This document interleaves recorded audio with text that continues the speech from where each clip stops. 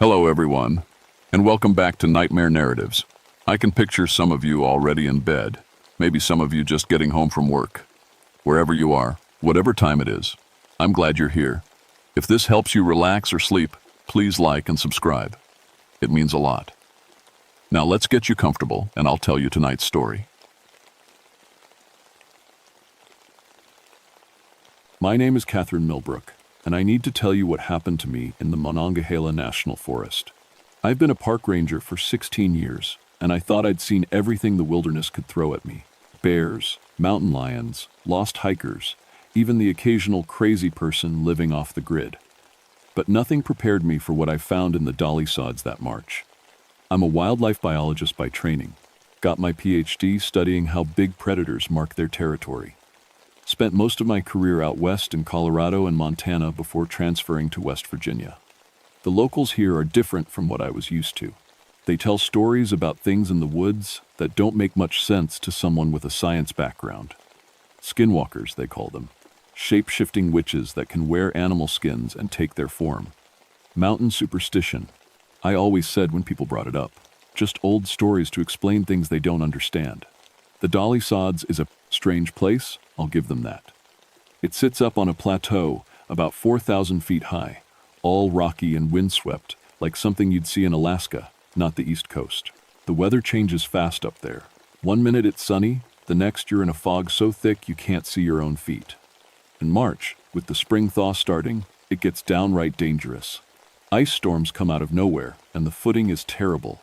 I was up there doing research on black bear territories. We'd tagged several animals the year before, and were tracking their movement patterns. That's how I first noticed something was wrong. 3 of my research bears had gone missing. Not dead, missing. Their radio collars were found hanging from tree branches, cut clean off with something sharp. No bear bodies, no blood, no signs of a struggle. Poachers, Sheriff Hawkins said when I reported it.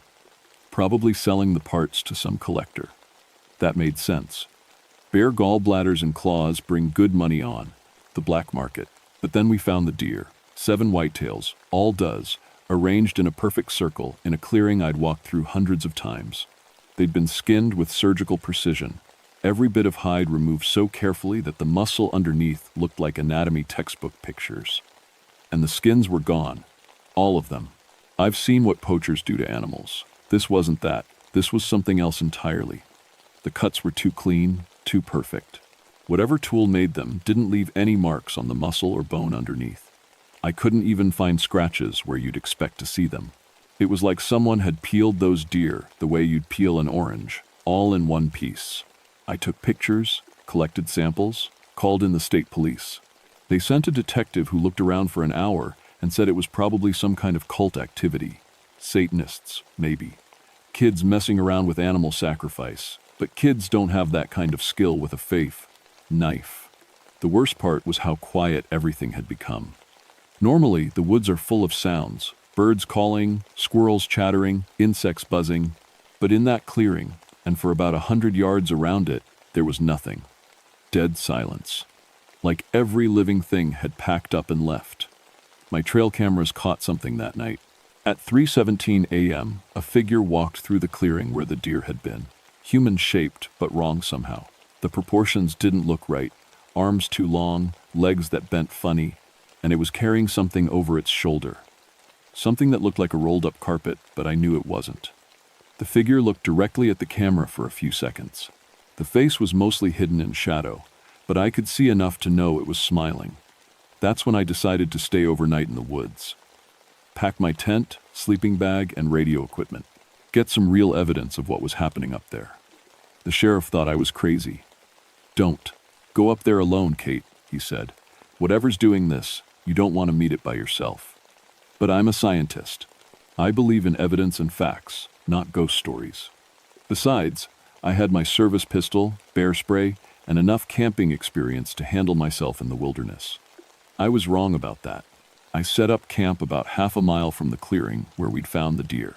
Far enough away to avoid spooking whatever was coming back there, close enough to hike over quickly if my motion sensors picked up movement. It was a cold night in March, with patches of snow still on the ground and ice forming on the puddles. Around midnight, my radio crackled to life. Kate? Kate, are you out there? I grabbed the handset.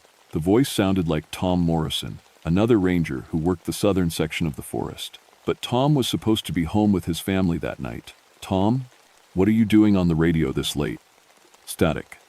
Then, I'm lost, Kate. I'm up near the Dolly Sods, and I can't find my way back to the trail. Can you help me? That didn't make sense. Tom knew these woods better than almost anyone. He'd been working here for 12 years. But people get turned around in the dark, especially with the fog rolling in. What's your position? I asked. I'm standing in a clearing. There are some dead deer here. God, Kate, what happened to these animals?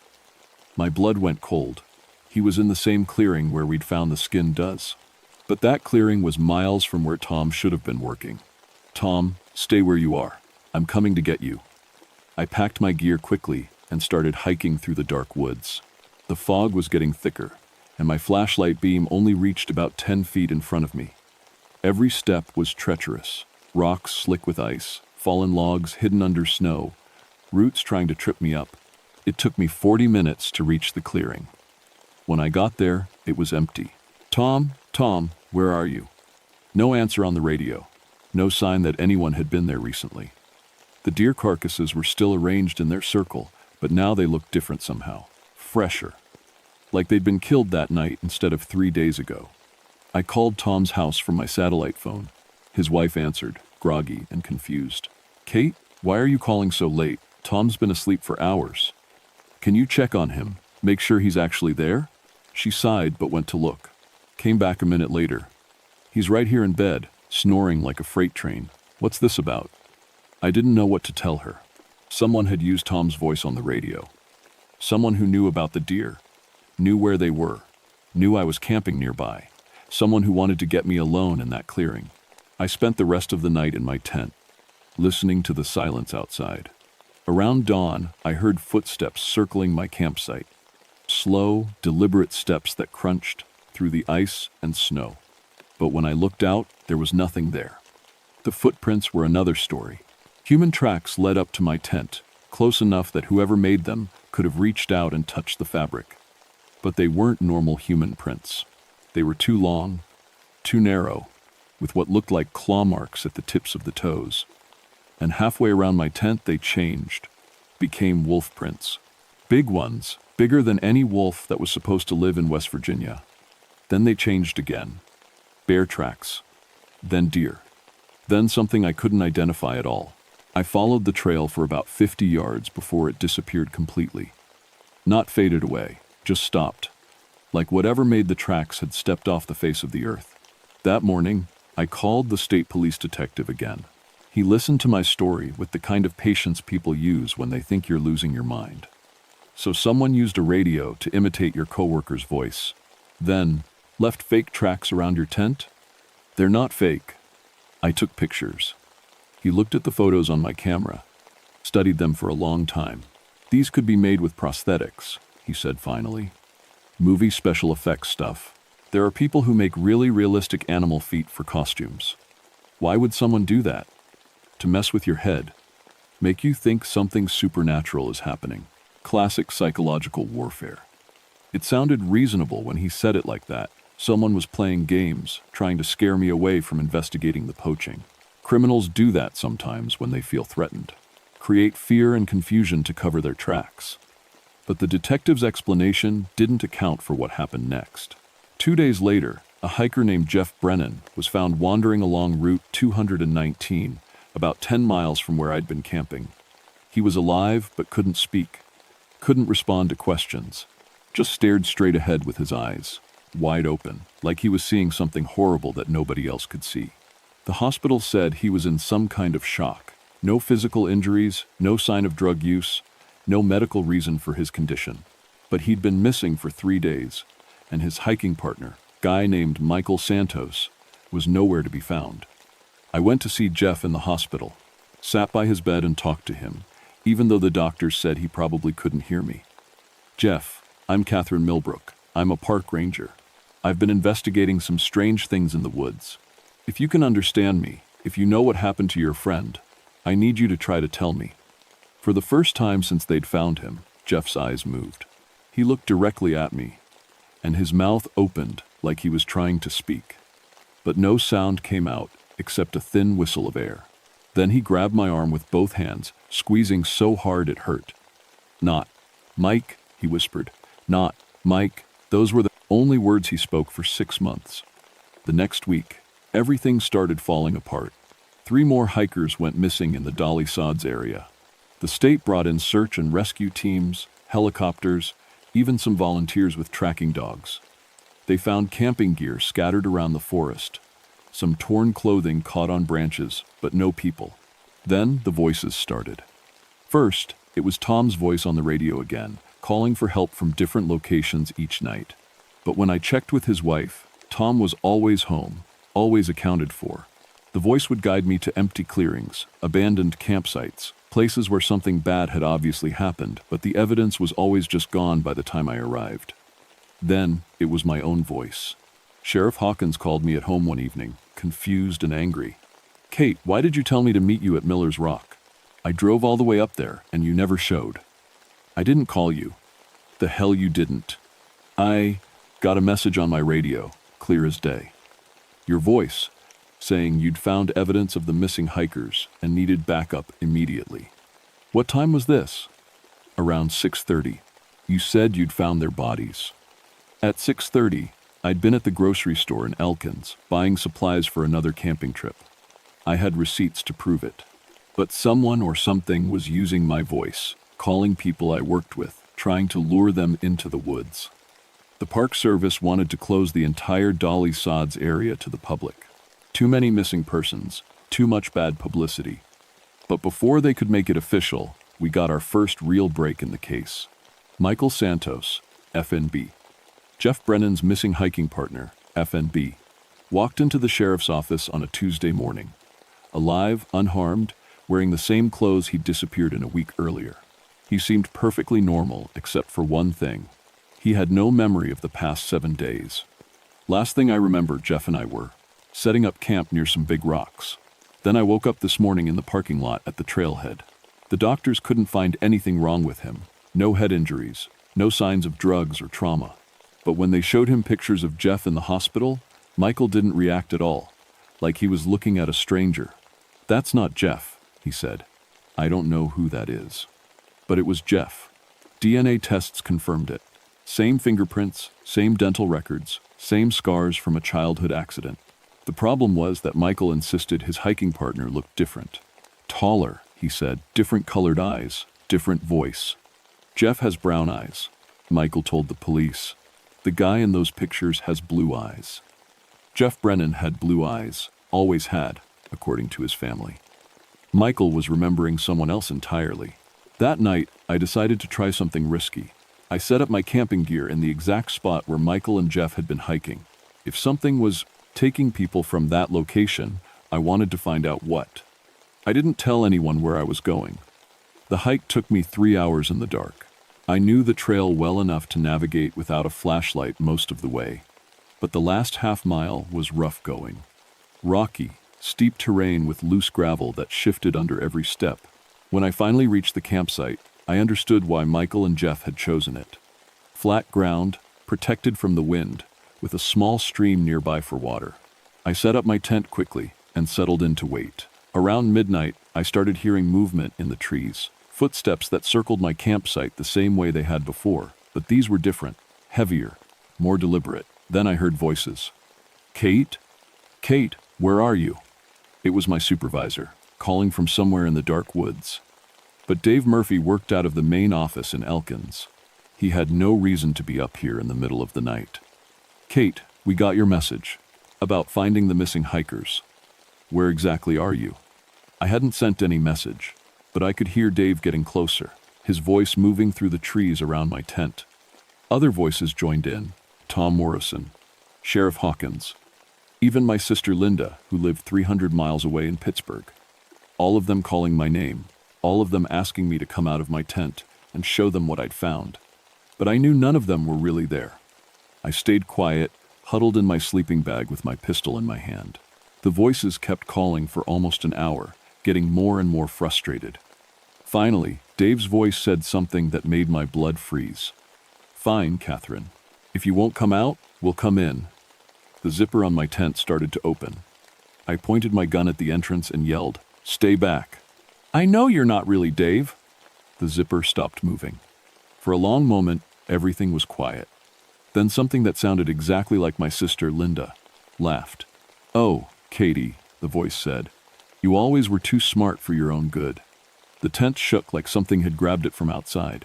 Then all the voices started talking at once, overlapping each other, getting louder and louder until it sounded like dozens of people were standing right outside my tent, all screaming my name.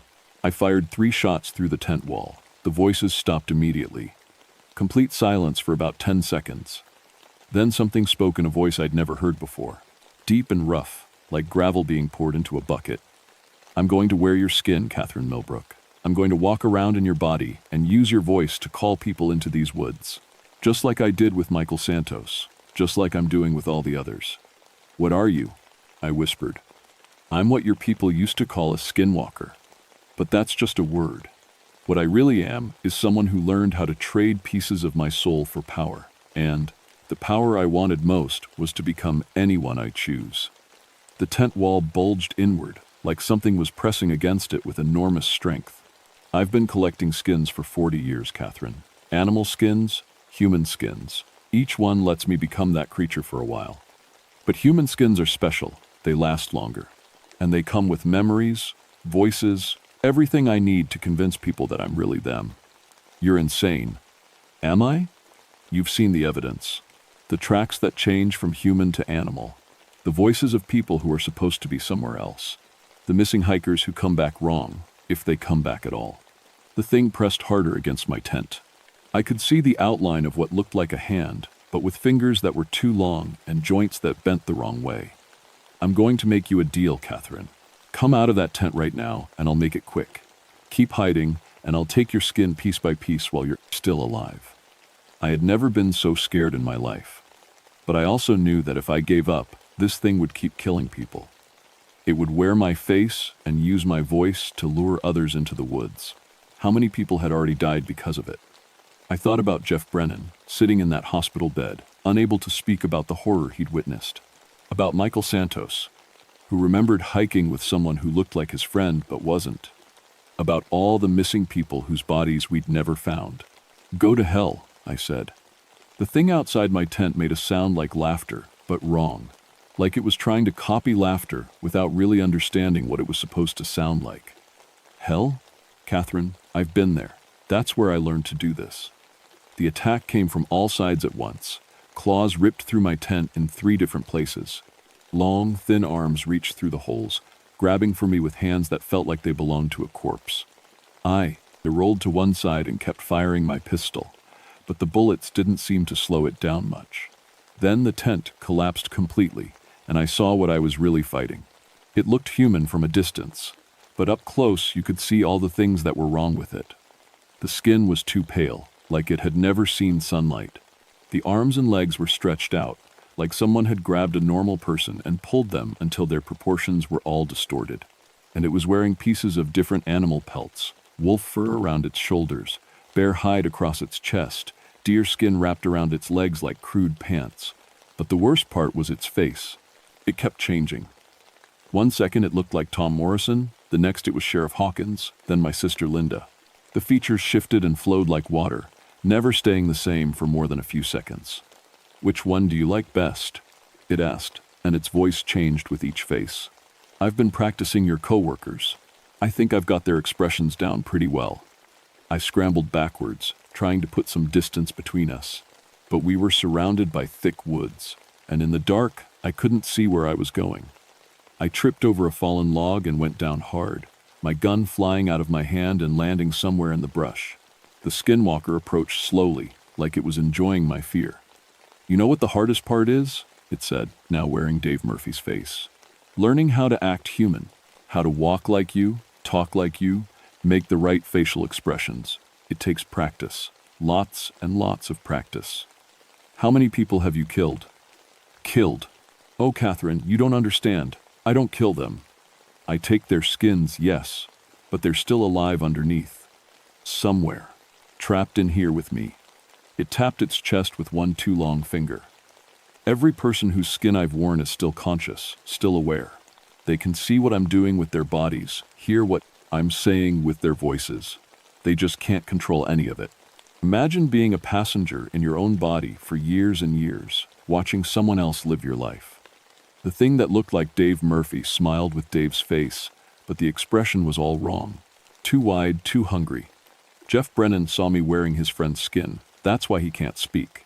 His mind broke when he realized that Michael Santos had been dead for days, but something was still walking around in Michael's body, talking in Michael's voice. You're lying. Am I? Why do you think the real Michael has no memory of the past week? Because he wasn't conscious for it. I was wearing his skin, using his body to scout out new hunting grounds. The Michael Santos who came back is just an empty shell. All the important parts are in here, with me now. I was crawling backwards through the underbrush, feeling around for my gun. My hand closed around something metal, not my pistol, but one of the iron tent stakes I'd brought to secure my campsite. You want to know the really funny part? The skinwalker continued. I used to be human, just like you. Had a job, a family, a normal life. But I wanted more. I wanted power. So I made a deal. What kind of deal? The kind where you trade your humanity for the ability to become anyone you want.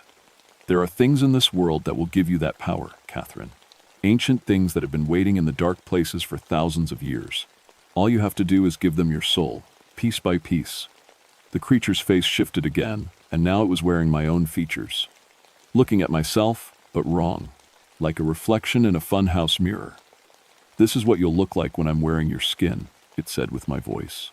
This is the face I'll use to call your friends and family into the woods, one by one, until I have a whole collection. That's when I remembered something Tom Morrison had told me about the local folklore. The old stories didn't just describe skinwalkers. They also talked about how to fight them. Iron was supposed to hurt them, and if you could speak their true name, you could bind them. I gripped the tent stake tighter and thought about what I'd learned from the Seneca elder I'd interviewed for my research. She'd told me that skinwalkers had to hide their real names because names had power. But sometimes, if you listened carefully, you could hear echoes of who they used to be. What's your real name? I asked. The thing wearing my face laughed. Names are for humans. I gave up my name when I gave up my humanity. Bullshit. You used to be someone. You had a life before this. What was your name? For just a second, the creature's expression flickered, like I'd hit a nerve. It doesn't matter who I used to be. It matters to the people you've killed. It matters to their families. Tell me your name. My name is Catherine Millbrook, it said, grinning with my own face. My name is Tom Morrison. My name is Michael Santos. I am everyone and no one. But there was something else there. A shadow behind the stolen features. A hint of the person this thing used to be, buried under 40 years of wearing other people's skins. I closed my eyes and thought about everything I'd learned. The surgical precision of the skinning, the medical knowledge required to remove hide without damaging the muscle underneath. The way it moved, confident and purposeful, like someone who was used to working with their hands. Dr. Richard Blackwood, I said. The skinwalker stopped moving. Its stolen face went completely blank. You were a doctor, I continued. A surgeon. That's how you learned to skin animals so perfectly. But something happened. You lost your license, or your family, or your mind. And you came up here to the mountains to hide. Shut up. That's your real name, isn't it, Doctor? Richard Blackwood. The creature's form began to shift and blur, like a TV with bad reception. I could see glimpses of other faces underneath, all the people it had killed and worn over the years. Dr. Richard Blackwood, I said again, louder this time. The skinwalker screamed, not with any human voice, but with the sound of an animal in pain. It lunged toward me, claws extended, but I was ready. I drove the iron tent stake directly into its chest. The effect was immediate. The creature's stolen skin began to peel away in long strips, revealing something underneath that wasn't quite human anymore. It had given up too much of itself, traded away too many pieces of its soul. What was left was just hunger and rage and the desperate need to be someone else. Dr. Richard Blackwood, I said a third time. The thing collapsed, its form dissolving like smoke. For a moment, I could see dozens of faces in the dissipating mist. It is for menace, all the people it had killed, finally free to move on. Jeff Brennan's foreman's missing friend Michael was among them, looking grateful and sad. Then they were gone, and I was alone in the dark woods with nothing but the sound of my own breathing. The official report said that Dr. Richard Blackwood had been missing for 43 years. He'd been a prominent surgeon in Pittsburgh until 1983, when his wife and 2 children were killed in a car accident. After that, he'd started drinking heavily, making mistakes in surgery, showing up to work in an unstable mental state. He'd lost his medical license in 1985 and disappeared into the mountains shortly after. The assumption was that he'd committed suicide, but they never found a body. Now I knew why. The Park Service closed the Dolly Sods area for 6 months, officially for wildlife disease control. During that time, they brought in teams to search for what they called biological hazards. What they were really looking for was Dr. Blackwood's collection, 40 years' worth of human and animal skins, hidden somewhere in the wilderness. They never found it. Jeff Brennan recovered eventually. It took months of therapy, but he was finally able to talk about what he'd seen. His story matched everything I'd experienced.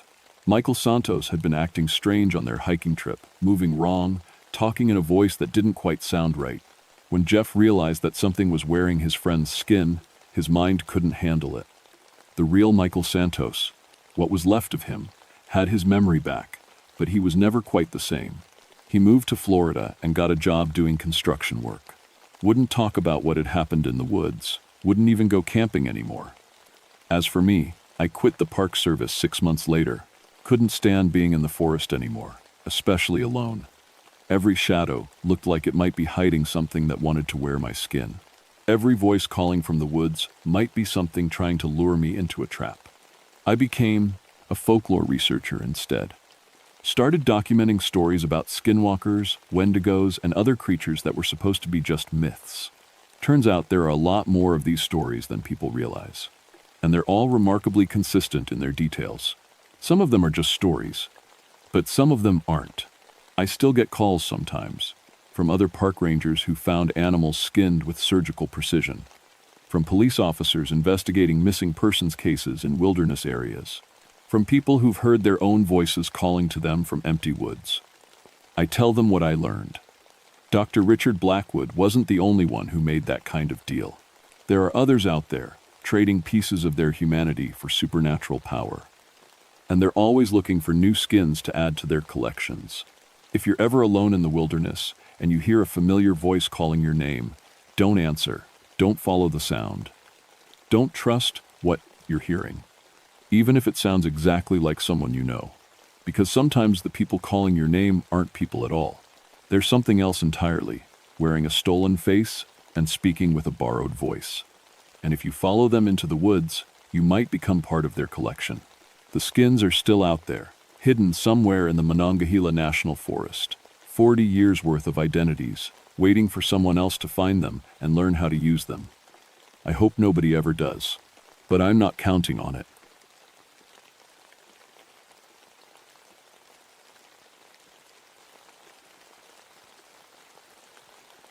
My name is William Ravenshallow, and I've been a Fire Tower Ranger for 18 years. That's longer than anyone else in the Cherokee National Forest, longer than most people can handle. Up here on Hangover Mountain, you learn to love the silence, or it drives you crazy. I chose to love it. The tower sits at 4,200 feet, surrounded by trees so old they were here before Tennessee was even a state. Joyce Kilmer Memorial Forest spreads out below me like a green ocean, and on clear days, I can see 3 states from my windows. It's beautiful, it's peaceful, and for 18 years, it's been my home. People ask me how I can stand being alone up here. The truth is, I'm not really alone. I have my radio. During my time in Korea, I was a radio operator, and I learned that voices over static can feel more real than the people standing next to you. Every day at noon and 6, I check in with the ranger station 15 miles down the mountain. Betty Jo answers, tells me the weather report, asks if I've spotted any smoke. It's routine. It's comfortable. The fire tower itself is simple, a small cabin on stilts, 20 feet up, with windows on all sides. There's a bed, a stove, a table, and my radio equipment. Everything I need. Below, there's a storage shed and a small garden I keep in the summer. Water comes from a spring about 50 yards into the trees. It's not much, but it's mine. This was late autumn, 1959. The leaves had mostly fallen, leaving the forest floor covered in a thick carpet of brown and gold. Fog rolled in every evening, so dense you couldn't see the ground from the tower. The first snow was coming soon. I could smell it in the air. That clean, cold scent that means winter is close. I'd always been a practical man. Skeptical, Betty Jo called me. When other rangers talked about strange things happening in the forest, weird lights, odd sounds, feelings of being watched, I'd smile and explain it away. Atmospheric conditions, animals, overactive imaginations brought on by too much time alone. I had explanations for everything. That's why I wasn't worried when the new radio equipment arrived. The Forest Service had sent it up 3 weeks earlier, a brand new receiver with better range and clearer signal. The old one had been acting up, picking up random static, occasionally catching bits of military transmissions or truckers on CB radios. Normal stuff. The new one was supposed to fix all that. For the first 2 weeks, it worked perfectly. Crystal clear communication with the ranger station. No interference at all. Then the voices started. It was small at first. Just odd little sounds in the background when I was doing my evening check-in, like someone whispering very far away. I'd adjust the frequency, clean the connections, check the antenna. Everything looked fine. I logged it as minor interference and forgot about it, but it happened again the next night. And the next. The whispers got a little clearer each time. Still too faint to make out words, but definitely voices. Multiple voices, overlapping, like hearing a conversation in another room. I checked the frequency bands carefully, nothing else broadcasting nearby. No truckers, no military, no ham radio operators. Just my channel and the ranger station. Probably bouncing signals from somewhere far off. I told Betty Jo during my check-in. Atmospheric conditions can do weird things. Whatever you say, William, she replied, her voice full of static. Just don't let it keep you up at night. I laughed it off.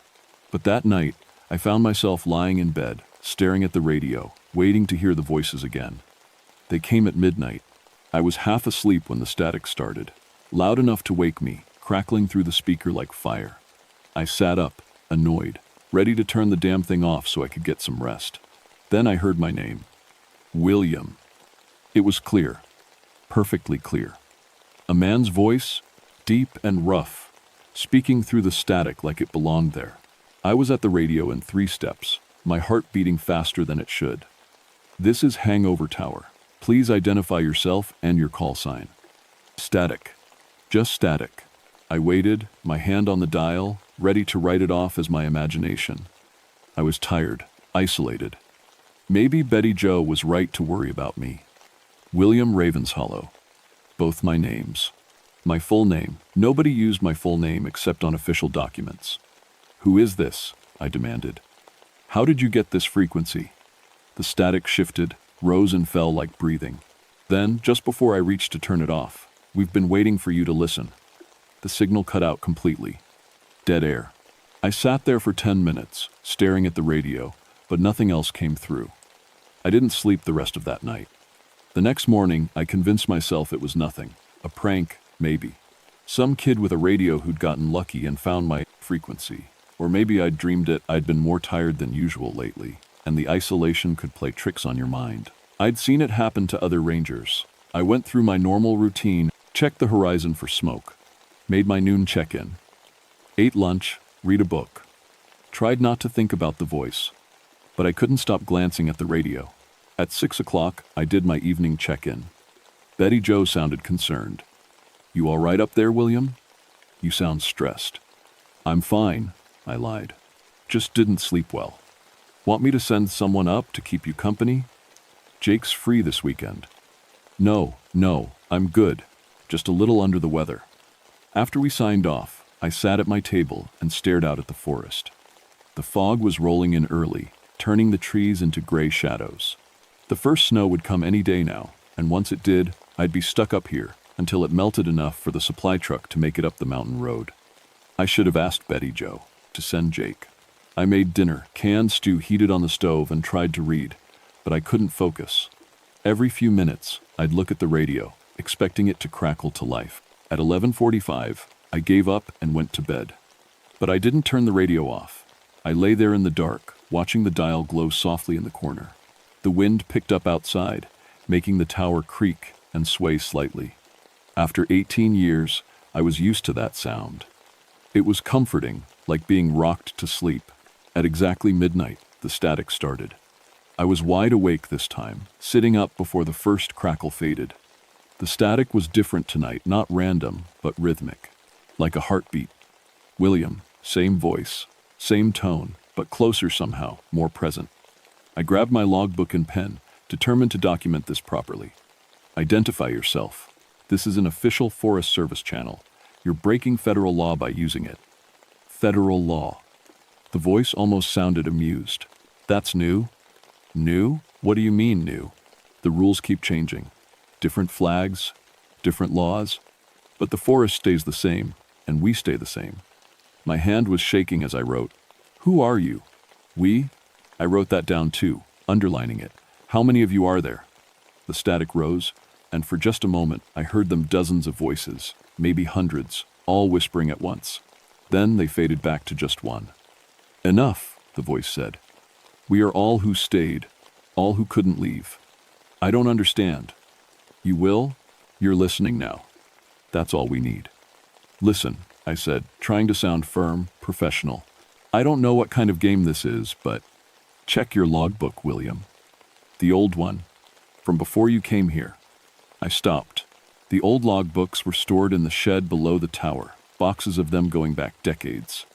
I'd never bothered to read them. They were just records of weather and fire reports. Nothing important. Check the log from 1939, the voice said. August 14th, midnight entry. The static cut out again.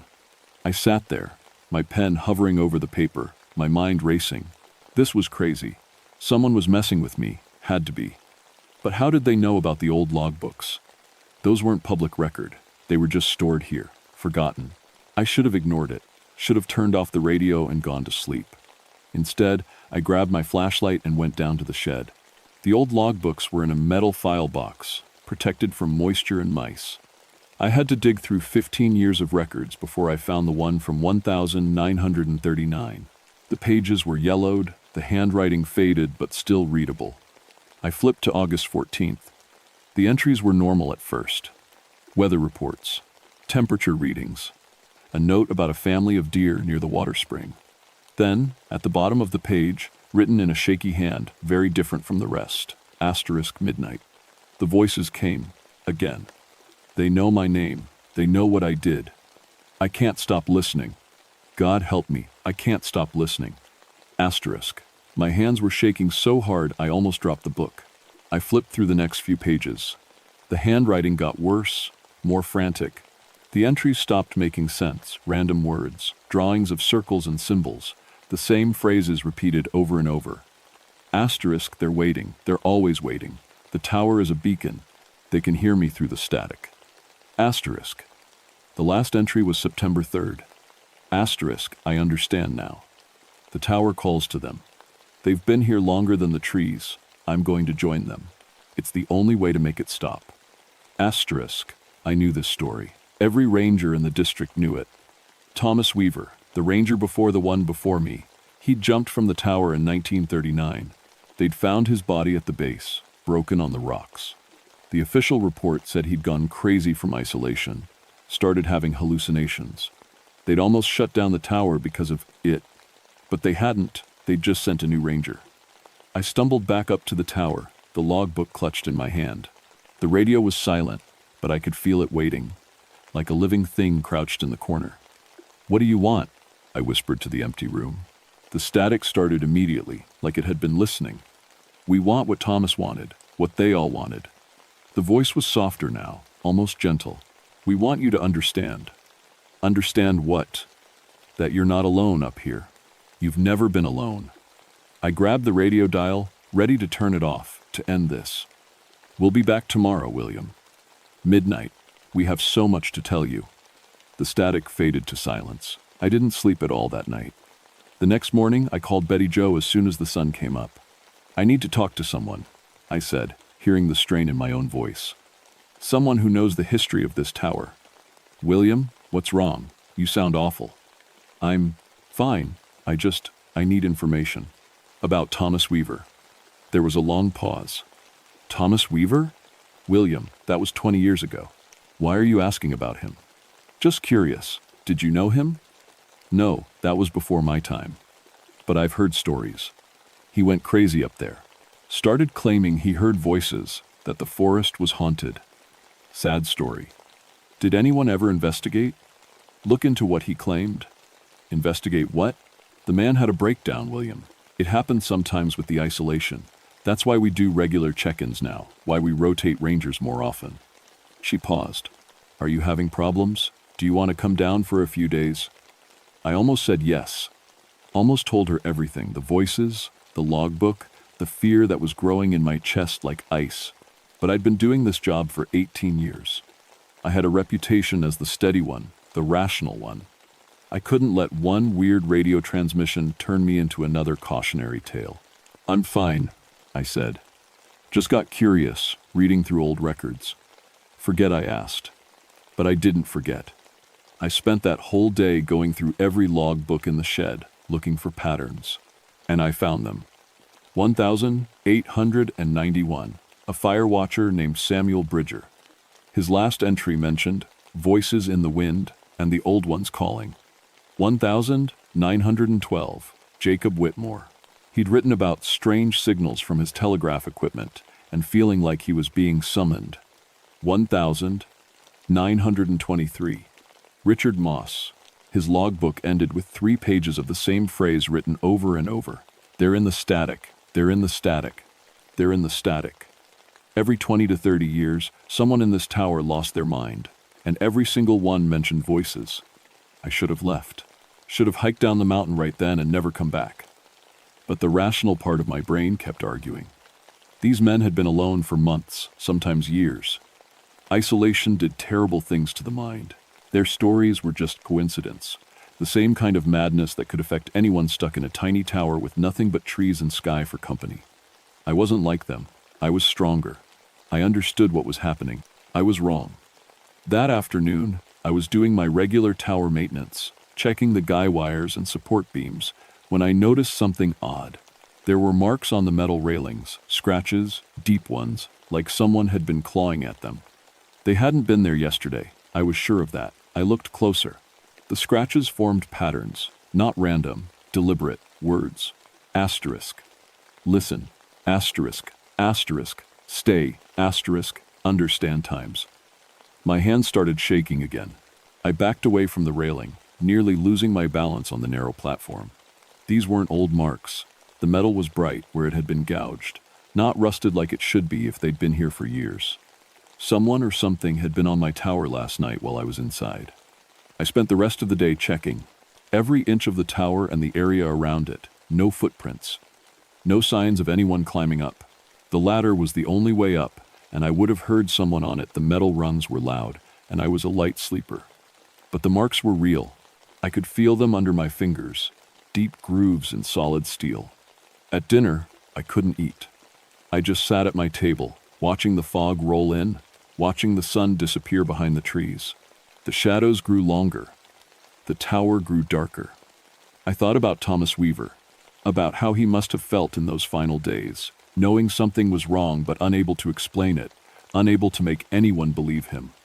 I thought about running, but the fog was too thick now, the path too dangerous. And even if I made it down the mountain tonight, what would I tell them? That I was hearing voices and seeing scratches? They'd pull me from the tower. End my career. I'd become another story, another warning about staying too long alone. At 11:30, I made a decision. I turned off the radio. If I didn't listen, they couldn't talk to me. Simple as that. I unplugged it, wrapped the cord around it, and shoved it in the storage closet. Then I locked the closet door and put the key in my pocket. I felt better immediately, safer. I'd solved the problem. I went to bed at 11:45, confident that tonight would be quiet. At midnight, the static started anyway. It was coming from the closet, loud enough to hear through the door, crackling and popping like the radio was on fire. But I'd unplugged it. I'd wrapped up the cord. There was no way it could be working. I stayed in bed, covers pulled up, telling myself it was impossible. Just my imagination, just the wind, just William. The voice was in the room with me, not from the closet, not from the radio, in the room, behind me. I couldn't move. Every muscle in my body locked up, frozen with a fear I'd never felt before. Not in Korea, not in all my years in the forest. This was different. This was primal. We told you we'd be back. Slowly, so slowly, I turned my head. There was a shadow in the corner. Not a normal shadow, this one was too dark, too solid, like a piece of night that had been cut out and pasted into my room. And it was moving, breathing. You can't stop listening, William. The tower makes sure of that. It's why we built it here. You didn't build it, I whispered. The Forest Service. We were here first, long before your Forest Service, long before your people came with their maps and their laws. This place belongs to us. The tower is just a tool, a way to reach out to those who are alone enough to hear. The shadow moved closer. I could almost see a face in it, features shifting like smoke. Thomas understood. Eventually, they all do. What do you want from me? We want you to join us, to stay here forever, to become part of the static. I rolled out of bed, away from the shadow, and grabbed the flashlight from my table. When I turned it on, the shadow was gone.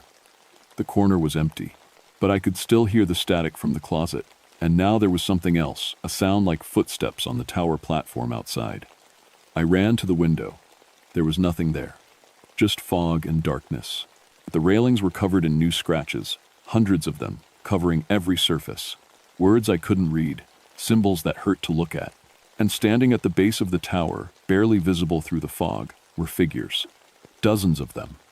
Shadow people like the one in my room, perfectly still, all facing up toward me, waiting. I didn't leave the tower for 3 days. The shadow people stayed at the base, never moving, never speaking, just watching. During the day, they faded a little, becoming harder to see. But at night, they were solid as stone, dark shapes against the fog. I missed my check-ins with Betty Jo. The radio in the closet never stopped, making noise, static, and voices and sounds that might have been music or might have been screaming. I couldn't tell anymore. I stuffed blankets around the door, but it didn't help. The sound got into my head, became part of my thoughts. I tried to understand what they wanted. Why here? Why me? On the third night, I found the answer in the oldest logbook, from 1873, before the tower existed, before the Forest Service, when this was just wilderness and the Cherokees still had some claim to this land. A missionary named Elias Crane had written about this place. He'd come to convert the Cherokee, but they'd warned him about Hangover Mountain. They called it the Thin Place, where the barrier between the world of the living and the world of the dead was like tissue paper. They said the spirits of those who died alone would gather here, trapped between worlds, hungry for human contact. Crane hadn't listened. He'd built a small cabin on this exact spot, planning to use it as a mission. He'd lasted 3 months before he went mad, claiming the dead were calling to him, trying to pull him through to their side. The Cherokee had burned the cabin and forbidden anyone from building here again. But white settlers didn't listen to Indian warnings. Someone built a lookout post in 1891, then a fire tower in 1923. Each structure made the thin place thinner, made it easier for the dead to reach through. And each structure needed a lonely person to operate it, someone isolated, someone who would listen. The tower wasn't built here by accident. It was built here because this spot called to certain people, drew them in. The Forest Service thought they were just hiring rangers, but the thin place was choosing its victims. I understood now why Thomas jumped, why they all eventually went mad or died. The longer you stayed, the stronger the connection became. The voices got clearer. The shadows got more real, until you couldn't tell the difference between the living world and the dead one, until you stopped wanting to. On the 4th night, at midnight, I finally answered them. What do you want me to do? The static resolved into that familiar voice, but clearer now, almost human. Step outside, William. Join us. Become part of the static, part of the thin place. You'll never be alone again. You'll never feel isolated or forgotten. You'll be with all of us, forever. And if I refuse? You can't, not anymore. You've listened too long, you've opened yourself to us. The tower has you now. I looked at the closet door. The radio inside was glowing, bright enough to see light around the edges. Not the normal orange of vacuum tubes. This was blue-white, cold as starlight. Thomas tried to resist. The voice continued. So did Richard. So did Samuel. It only made the ending harder. There has to be another way. There is no other way. The thin place is part of you now. You can feel it, can't you? The pull toward the edge. The desire to step off and fall forever. It was true. Every time I looked at the windows, every time I stepped onto the platform, part of me wanted to climb over the railing, wanted to join the shadows below. The feeling was getting stronger every hour. Why do you need me? Why not just take me? Because you have to choose. That's how the thin place works. We can call, but you have to answer. We can pull, but you have to step forward. I looked around my small tower room. 18 years I'd lived here. 18 years of solitude and peace. I'd thought I was strong enough to handle it. Thought I was different from the others. But I wasn't. I was just another lonely man in a tower, another victim waiting to happen. No, I said. The static rose to a roar. The shadows outside surged forward, pressing against the tower legs, making the whole structure shake. You don't have a choice, William. Yes, I do. I ran to the storage closet and yanked it open. The radio was burning with that cold light, the dial spinning on its own, the speaker screaming with 1,000 voices all talking at once. I grabbed it. It was freezing. So cold it burned my hands and threw it out the window. It fell in slow motion, tumbling through the air. The blue light tracing spirals in the fog. The shadows reached for it, dozens of hands made of darkness stretching up. When it hit the ground, the light exploded. The blast knocked me backward, slamming me against the wall. Every window in the tower shattered. The metal railings screamed like living things, and the voices, finally went silent. I lay on the floor, bleeding from a dozen cuts, my ears ringing. Slowly, carefully, I pulled myself to the broken window and looked down. The shadows were gone. The fog was just fog. The forest was just forest. But at the base of the tower, glowing faintly in the darkness, were dozens of figures. Not shadows, this time. Real people, or the ghosts of real people. I recognized Thomas Weaver from an old photograph. There was Samuel Bridger, Jacob Whitmore, Richard Moss, all the rangers who had died here, all the people who had jumped or gone mad or simply vanished. They were looking up at me, and they were smiling. One by one they began to fade, not disappearing, but moving on, like they'd been waiting for something. For someone to break the tower's hold. For someone to finally refuse the call. As the last one vanished, I heard a voice. Not from the radio this time, from inside my own head.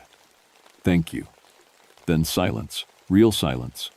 For the first time in days, they found me 2 days later. Betty Jo had gotten worried when I missed 5 check-ins in a row. She'd sent Jake and 2 other rangers up the mountain. They found me sitting on the platform, wrapped in blankets, staring at the forest. The official report said I'd had some kind of electrical fire. The radio equipment, that was destroyed, the windows were blown out, and I was suffering from shock and exposure.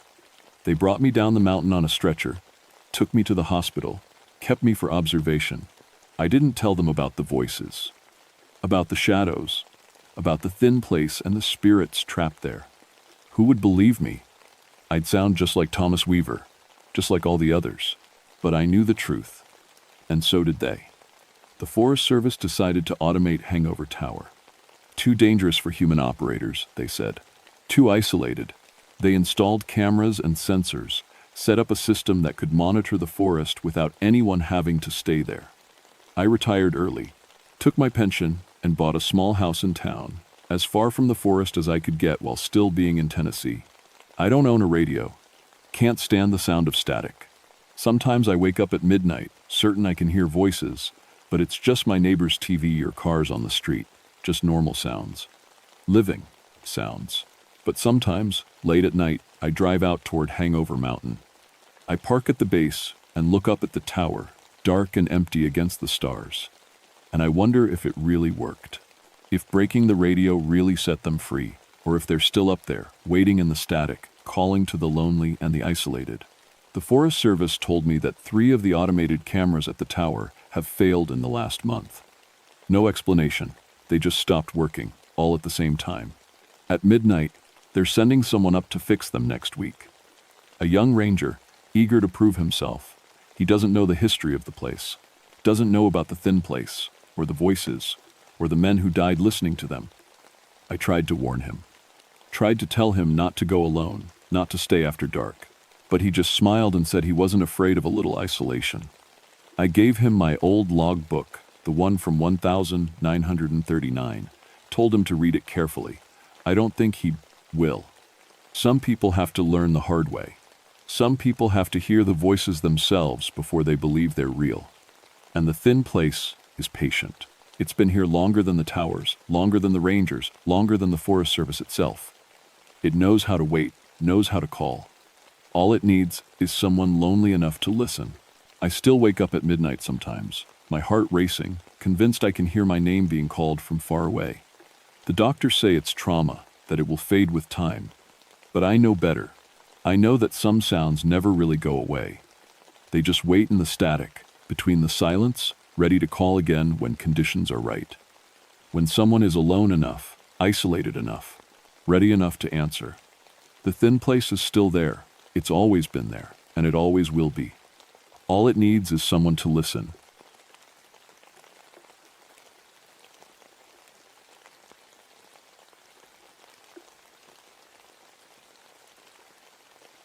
My name is Margaret Coalfield, and I fix broken land for a living. People think that's funny, a coal field working to clean up after coal mining. My daddy thought it was funny too, right up until black lung took him when I was 16. After that, nobody in my family laughed much about coal anymore. I've been a ranger with the Jefferson National Forest for 12 years now. My specialty is mine reclamation, taking places where companies ripped the mountains apart and trying to make them green again. It's hard work, slow work. But when you see grass growing on a hillside that was nothing but gray rock and poison runoff, it feels like you've done something that matters. December in eastern Kentucky hits different than other places. The cold gets into your bones and stays there. That morning, I pulled my truck up to the old Blackwood mine site, just as the sun was trying to break through the clouds. Wasn't doing a very good job of it. The Blackwood had been shut down since 1962. 23 men died here in a cave-in, and the company just walked away after that. Sealed the shafts, abandoned the equipment, left the whole mountain looking like someone had taken a giant bite out of it. The bodies were still down there, too deep to recover safely. At least, that's what the company claimed. More likely, they just didn't want to spend the money. Now, it was my job to make it right. We had funding, equipment, a good crew. We were going to fill in the dangerous areas, plant native trees, restore the watersheds, turn a scar into something living again. I didn't believe in ghosts. Growing up in coal country, you hear all the stories, Tommy knockers that warn miners of cave-ins, spirits that follow you home from the mines, dead men who keep showing up for their shifts. My daddy used to say those stories were just what happened when men breathed too much bad air, too deep underground. Carbon monoxide makes you see things that aren't there. That's what I believed, anyway. The trouble started 3 days before I arrived. My crew chief, a guy named Dale Morris, called me at home. "Margaret, we got a problem at Blackwood." "What kind of problem?" "The kind where my equipment operators won't come back to the site. I'd dealt with worker disputes before. Usually it was about pay or hours." "What's their complaint?" Dale was quiet for a moment. "They say the machines run themselves." I almost laughed. "Dale, if someone's vandalizing our equipment, that's what I thought too. But Margaret, I've seen it. We shut down a bulldozer, lock it up, take the keys. Next morning, it's moved. Running. Nobody in the cab. Equipment theft, then. That's the thing. It's not stolen. It's just moved. Like someone used it for a few hours and then left it. And the work it does." He paused again. "It blocks the mine entrances. Every single time. We move it, next morning it's back, blocking the shafts again." I told him I'd be there first thing Monday morning. Probably just some locals who didn't want us messing with the site. Some people get weird about old mines, especially ones where men died.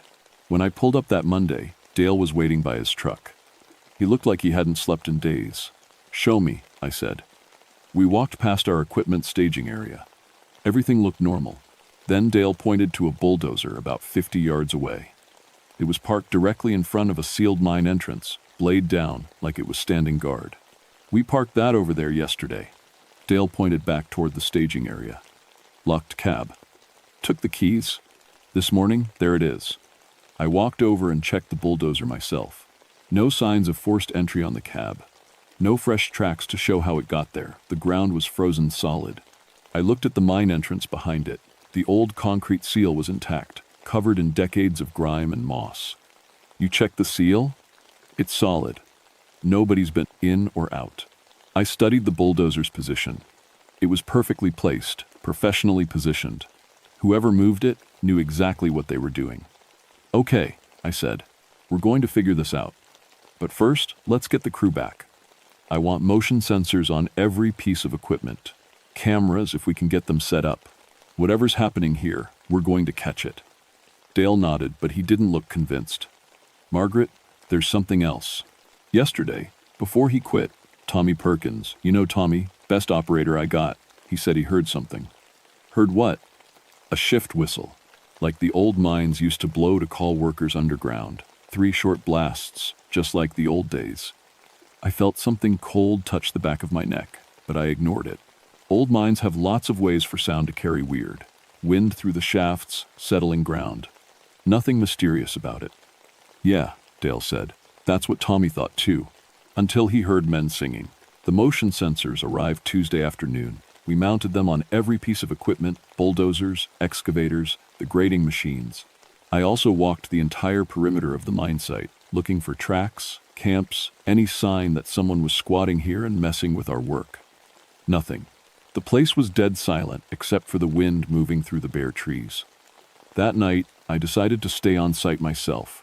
Dale tried to talk me out of it, but I had a job to do and I wasn't about to let vandals or pranksters shut us down.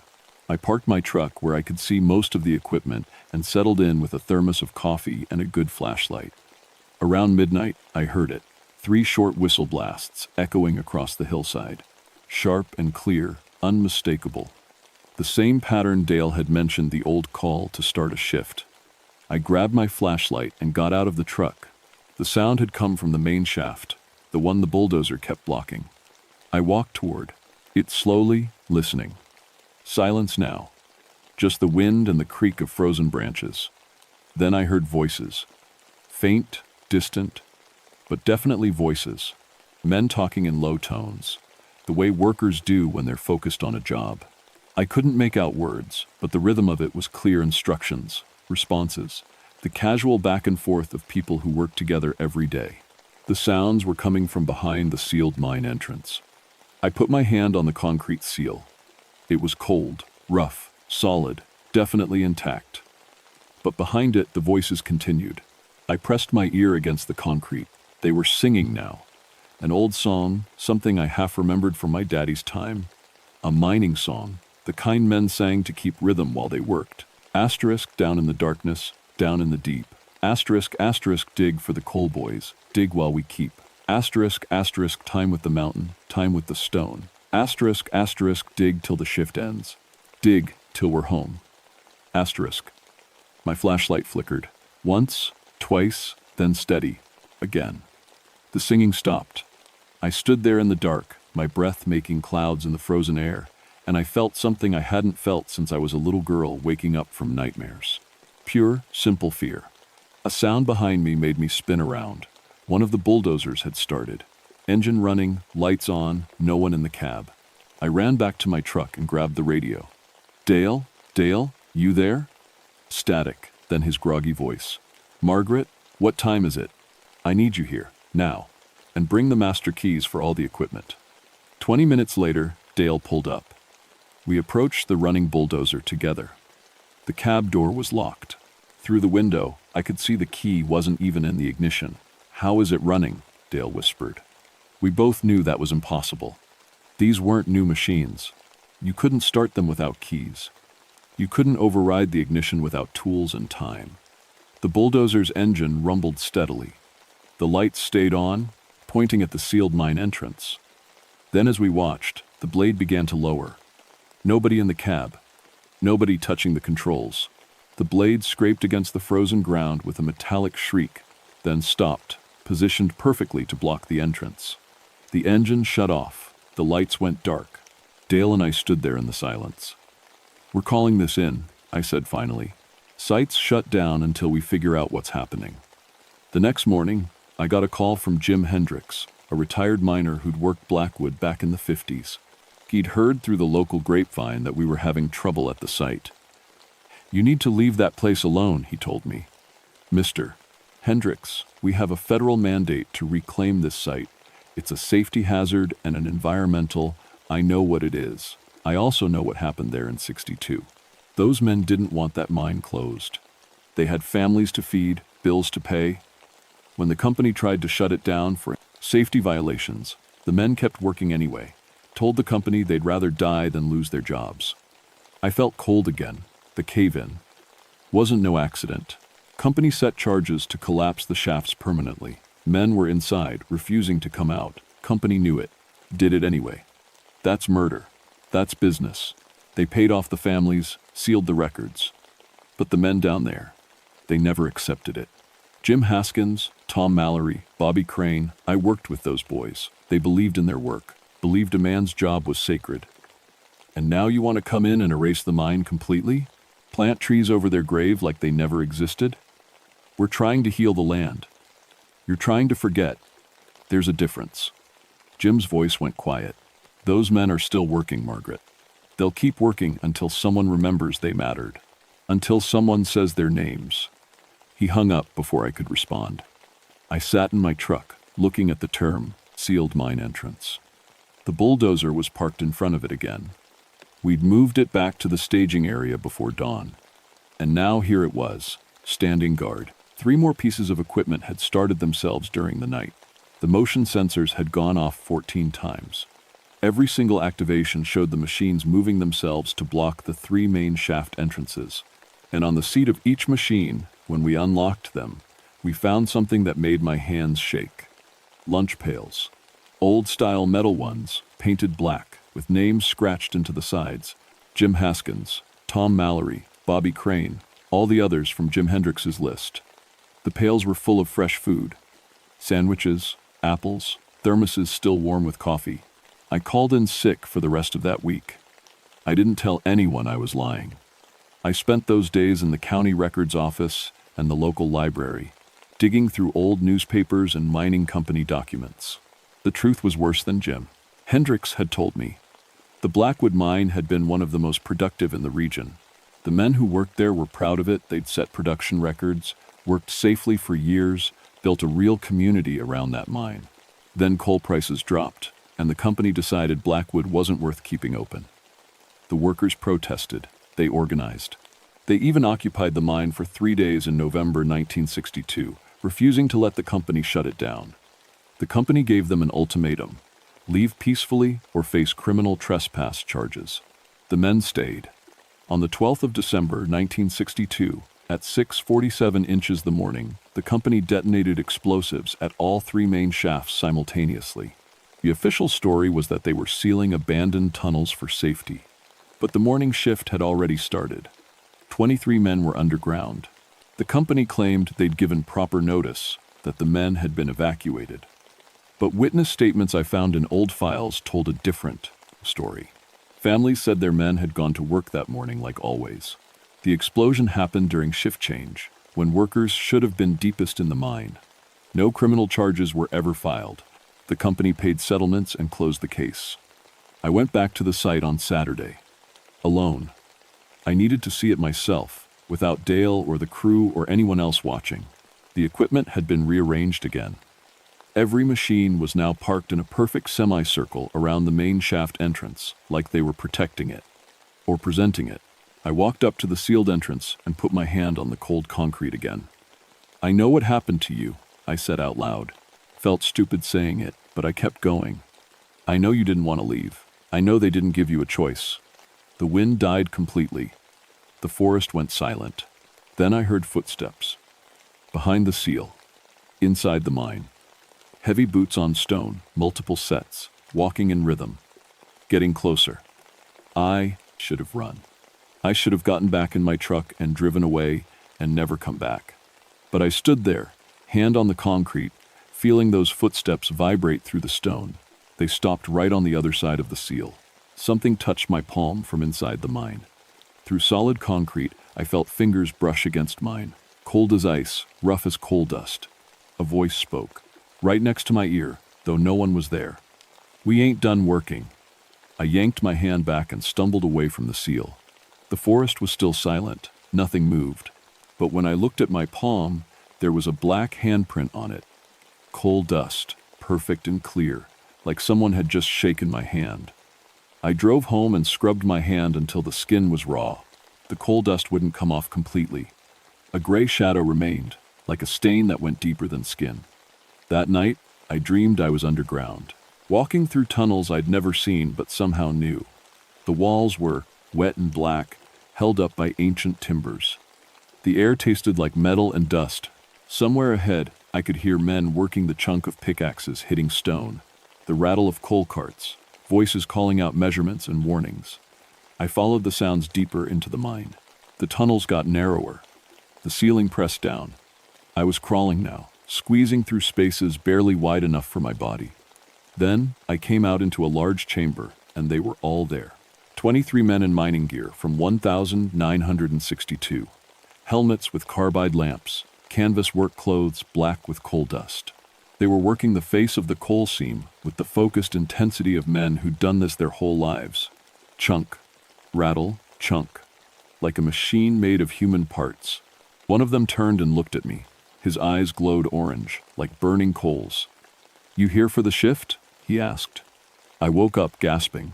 It was 3:47 a.m. My hands were black with coal dust, my clothes covered in it, my sheets streaked with dark stains. I hadn't been near the mine in 12 hours. Monday morning, Dale called before I could call him. His voice was shaking. "Margaret, we got a real problem. It's Tommy Perkins." "What about him?"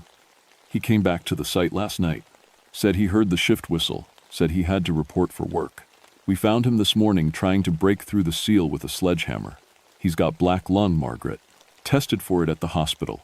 Black lung like he's been breathing coal dust for 30 years. He's 34 years old and he's never worked a day in an actual mine." "Where is he now?" "Hospital in Harlan." "But Margaret, he's not the only one." 3 other guys from the crew showed up at the site overnight. All of them saying they heard the whistle. All of them talking about reporting for their shift. And they all have coal dust in their lungs. Doctors can't explain it. I looked down at my own hands. The gray shadow was darker now, spreading up my wrists. "Shut it down," I said. "Shut the whole project down. Get everyone away from that site." "Already done." But Margaret, Dale's voice dropped to a whisper. "They know where we live." Tommy said the foreman came to his house, knocked on his door at midnight and told him he was late for work. Tommy said the foreman was covered in coal dust and his eyes were burning orange. I hung up and looked at my hands again. The coal dust was spreading. I went back to Jim Hendricks's house that afternoon. He answered the door like he'd been expecting me.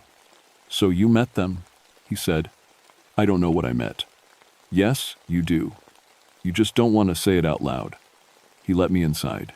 His living room was full of old mining photos, memorabilia from decades underground. They're still working because nobody told them they could stop. Nobody honored what they did. Company tried to erase them. Town tried to forget them.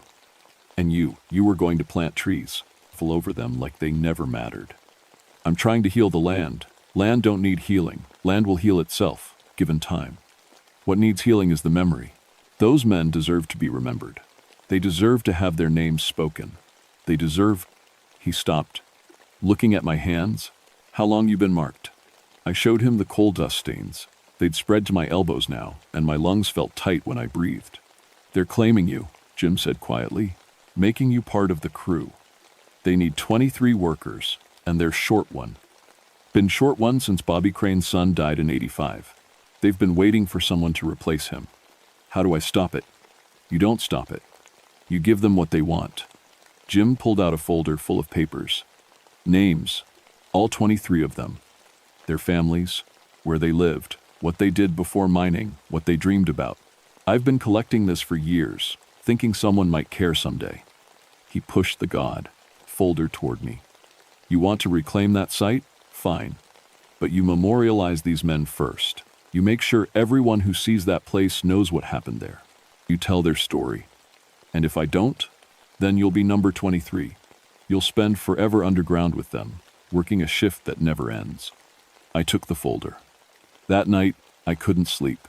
The coal dust had spread to my shoulders. My lungs rattled when I breathed. I could taste metal and stone at the back of my throat. At midnight, I heard the shift whistle outside my window. 3 short blasts. I looked out and saw them standing in my yard. 22 miners in old-style gear, their eyes glowing orange in the darkness. They stood in perfect formation, waiting. The one in front gestured toward my door. An invitation. Or a summons. I grabbed Jim's folder and ran for my truck. They didn't chase me, they just watched as I drove away. In my rearview mirror, I could see them standing there, patient as stone. I drove straight to the mine site. Dawn was breaking as I pulled up. The equipment was all gone, now moved during the night to God knows where. Only the 3 sealed entrances remained, with the 22 miners standing in front of the main shaft. I got out of the truck with the folder. I know your names, I said. My voice was rough, my lungs burning. Jim Haskins, Tom Mallory, Bobby Crane. I went through all 23 names, reading them from Jim's papers. I know what you did. I know what they did to you. I know you never wanted to leave. The miners stood silent. I'm not going to erase you, I continued. I'm going to make sure everyone remembers. This site will become a memorial. Every name will be on a plaque. Every family will be honored. The mine stays sealed, but the memory stays open. People will know what happened here. They'll know you mattered. The orange glow in their eyes flickered. But you have to let me go. You have to. Let my crew go. You have to stop trying to make us join you underground. I held up my marked hands. I'll tell your story, I promise. But I can't do that if I'm dead. For a long moment, nothing happened. The miners just stood there, faces hidden in shadow, eyes burning. Then the one in front, Jim Haskins, I knew somehow nodded once. He turned and walked through the sealed entrance. Through solid concrete, like it wasn't even there. The others followed, one by one, until all 22 had disappeared back into the mountain. The shift whistle blew one last time. 3 short blasts, then silence. I looked down at my hands. The coal dust was fading, my lungs opened up, and I could breathe clean air again. The sun came up over the scarred hillside, and for the first time since I'd arrived at Blackwood, it felt like the land was breathing too. It took me 3 months to get the memorial approved. The Forest Service didn't want to do it at first. They wanted to proceed with the original reclamation plan. But I had Jim Hendrix's research, witness statements from the families, and evidence that the company had known men were underground when they set those charges. The story hit regional news, then national news. Suddenly, everyone wanted to talk about the Blackwood tragedy, about corporate negligence, about the workers who died trying to keep their jobs. We redesigned the site completely. No more filling in the shafts or planting over everything. Instead, we created a memorial park. 3 monuments, one at each sealed entrance, listing all 23 names, plaques telling their stories. A walking path that explained what mining meant to these communities, how it built families and destroyed them, how it gave life and took it away. The grand opening was in March. Families came, children and grandchildren and great-grandchildren of the men who died. They touched the names carved in stone. They told stories about grandfathers that they'd never met, about the pride miners took in their work, about the communities that lived and died by coal. Jim Hendrix was there too, walking with a cane now but steady. He put his hand on Jim Haskins's name and smiled. They can rest now, he told me. You kept your promise. I haven't heard the shift whistle since that night at my house. The equipment doesn't move itself anymore. When I visit the site now, it's peaceful, just wind through the trees and birds calling and the sound of visitors reading the plaques. But sometimes, on cold December mornings when the fog rolls in thick, I'll hear something echo up from those sealed shafts. Not the whistle, and not exactly singing. More like satisfaction. Like men settling in after a hard shift, knowing their work is done and done well. I'm still a ranger. I still reclaim damaged land. But now I do it differently. Before I touch a site, I learn its history. I find out who worked there, who lived there, who died there. I make sure their names get spoken, their stories get told. Because I learned something at Blackwood that no environmental science degree ever taught me. Land has memory, and sometimes the dead keep working until someone remembers why their work mattered. I checked in with Tommy Perkins last week. His black lung cleared up completely. Doctors called it a medical miracle. He doesn't remember much about that night he tried to break through the seal, just that he felt like he had to report for duty, like missing a shift would be the worst thing he could do. Dale runs a different crew now, working on a reclamation project 3 counties over. He won't go near Blackwood anymore, even for the memorial dedication. Says some places have earned the right to be left alone. I still have a gray shadow on my palm. Doesn't wash off, doesn't fade. I tell people it's a scar from an old injury. But when I close my hand, I can feel the weight of it. 23 names, 23 stories, 23 lives that mattered. Jim Hendricks died in his sleep 2 weeks after the memorial opened. His family said he went peaceful, which was more than most miners got. They buried him with a piece of coal in his pocket and a photo of the Blackwood Memorial in his hands. At the funeral, his grandson told me Jim had been having dreams in the weeks before he died. Good dreams, he said. Dreams of working underground with his old friends, everyone young again, the coal seam rich and endless, no gas pockets or cave-ins or companies waiting to seal you in. Just honest work with good people, going on forever. I think about that a lot. About what it means to work, to matter, to be remembered. The Forest Service asked me to head up a new initiative documenting mining sites across Appalachia, creating memorials before the history gets lost completely. I said yes, because now I know you can't heal land by forgetting what happened on it. You heal it by remembering, by speaking the names of the dead, by honoring the work that shaped the mountains and the people who did it. Sometimes I still hear that whistle in my dreams. 3 short blasts. But now it doesn't sound like a summons. It sounds like an acknowledgement. Like respect passed between workers who understand what it means to do something that matters. The coal dust on my palm reminds me. I made a promise to 23 men who never stopped believing their work was important. And I'll spend the rest of my career making sure nobody forgets them. Because in the end, that's all any of us want. To be remembered, to have mattered, to have our work, whatever it was, honored after we're gone. The Blackwood miners got that, finally, and now they can rest.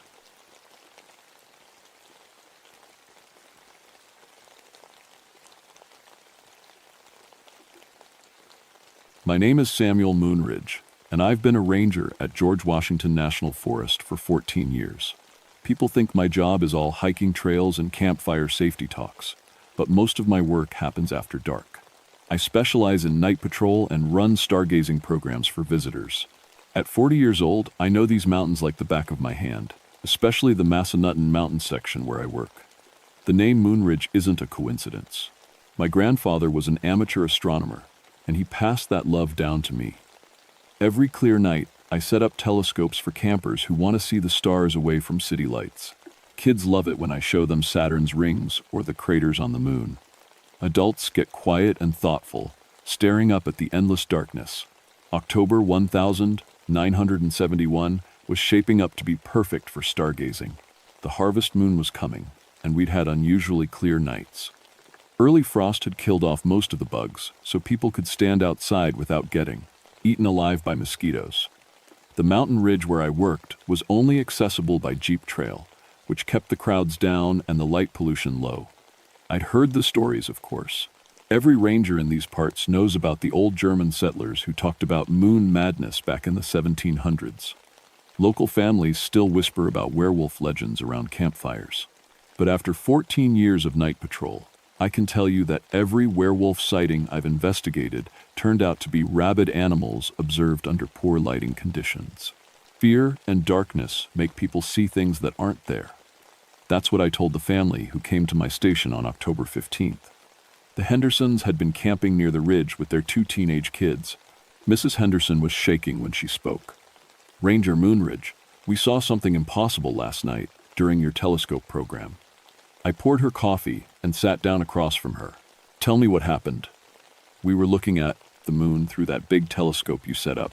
Beautiful night, just like you said. Then Jimmy, my youngest, he pointed toward the tree line and said, 'Mom, why is that wolf walking like a person?'" Mr. Henderson took over. "At first we thought he was seeing things. Kids have big imaginations. But then we all looked, and there it was. Walking upright on two legs, but definitely a wolf. Had to be 7 feet tall. I'd heard this before. Bears can walk upright when they're curious or injured. In moonlight, they can look pretty strange. This wasn't a bear," Mrs. Henderson said firmly. "It looked right at us. The eyes, they were yellow, but they looked smart, like it was thinking." Their son, Jimmy, maybe 14 years old, hadn't said a word. He was pale and kept glancing toward the windows. "Did it make any noise?" I asked. "That's the strangest part," Mr. Henderson said. "When we first spotted it, Jimmy called out, 'Look!' And the thing stopped, turned head toward us like it understood." I made notes on my incident report. "I'll check the area this evening, probably a black bear looking for food before winter. They get bold this time of year." But Jimmy finally spoke up. "It wasn't a bear, sir. It had hands. I saw them in the moonlight." After the family left, I sat in my office staring at the report. In 14 years, I dealt with confused bears, escaped hunting dogs, and one memorable incident with a circus that lost a llama. But the Hendersons seemed genuinely shaken, and they weren't the type to make things up. I decided to investigate that evening. The harvest moon was still 2 weeks away, but it was bright enough to see clearly without flashlights. I loaded my Jeep with night vision equipment and drove up the mountain trail. The ridge was peaceful. Cool air carried the smell of pine and dying leaves.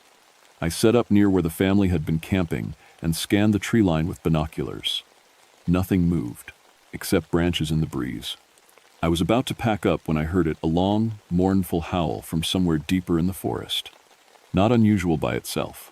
We had wolves in these mountains, though they usually stayed away from camping areas. But this howl sounded different, longer, almost like it was trying to say something. Then another howl answered from the opposite direction, and another from my left. Within minutes, the entire forest echoed with wolf calls, all centered around my position on the ridge. I'd never heard anything like it. Wolves don't usually howl in groups unless they're hunting or gathering the pack, and they definitely don't surround a single person. The howling stopped as suddenly as it started. The silence that followed felt heavy, like the forest was holding its breath. I packed my equipment quickly and drove back down the mountain, but I couldn't shake the feeling that something had been watching me from the darkness.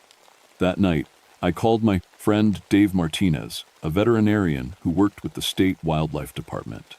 "Have you noticed anything strange about wolf behavior lately?" "Funny you should ask," Dave said. "Got 3 reports this week of wolves acting weird. Farmers saying they're more aggressive, but also more organized." "Why?" I told him about the Hendersons and the howling circle. "Might be rabies," he said. "Makes animals unpredictable. Or could be a new alpha establishing territory. I'll come up tomorrow and we can look around together." I agreed. But as I hung up the phone, I couldn't stop thinking about what Jimmy Henderson had said. The thing had hands, and it understood when he called out. Whatever was happening in my forest, I had a feeling it was just getting started.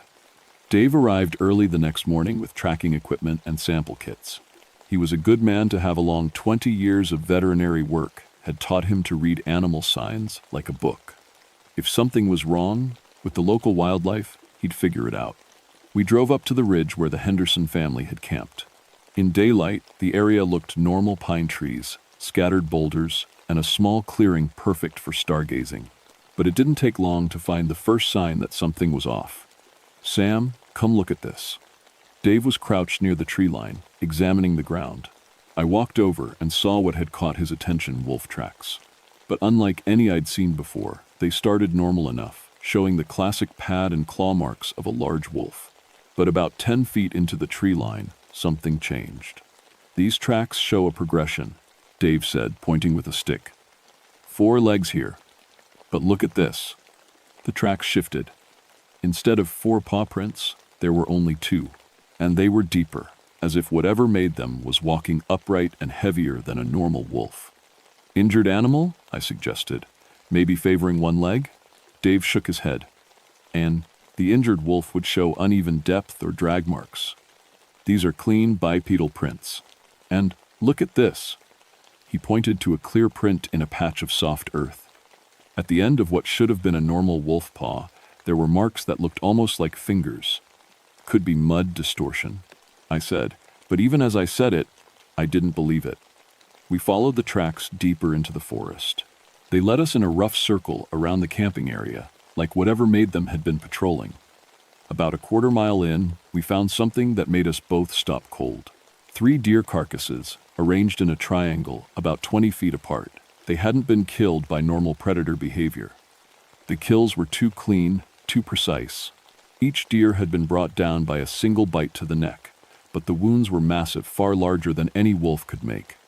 This is surgical, Dave said, examining the closest carcass. Whatever did this knew exactly where to bite for a quick kill. And they look at the consumption pattern. Only specific parts of each deer had been eaten, the heart and liver. The rest was left untouched, which was completely unlike wolf behavior. Wolves eat what they can and cache the rest. They don't leave good meat to rot. There's something else, Dave said. These kills are fresh, maybe 2 days old. But look around. I scanned the area and realized what he meant. No scavengers. In a healthy forest, crows, flies, and small mammals would be all over fresh deer carcasses. But the forest around us was silent and empty, like everything else was staying away. We spent the rest of the day taking samples and photos. Dave collected hair from branches where the creature had passed, and I documented the track patterns. By evening, we had a file full of evidence that didn't make sense. I'll run these samples at the lab, Dave said as we packed up. Should have results in a few days. But Sam, I've been doing this for 20 years, and I've seen anything like this. That night, I decided to return to the ridge alone.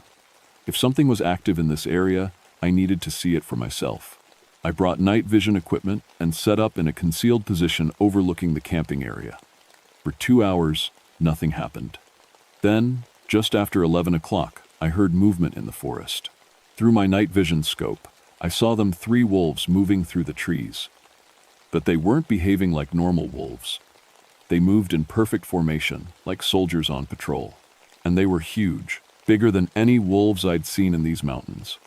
The largest one stopped at the edge of the clearing and looked directly at my hiding spot. In the green glow of the night vision, its eyes appeared almost human in their intelligence. It stared at me for a long moment, then did something that made my blood run cold. It stood up. Rising on its hind legs, the creature was easily 7 feet tall. Its front paws hung at its sides, like arms, and I could see what Jimmy Henderson had been talking about. Those weren't normal wolf paws. They were longer, with finger-like appendages that could clearly grasp objects. The creature stared at me for another moment, then opened its mouth and made a sound that was half howl, half human voice. It was trying to speak. The other 2 wolves immediately flanked it, also rising to stand upright. They looked at me, then at their leader, waiting for some kind of signal. I tried to remain perfectly still, but my hands were shaking. This was impossible.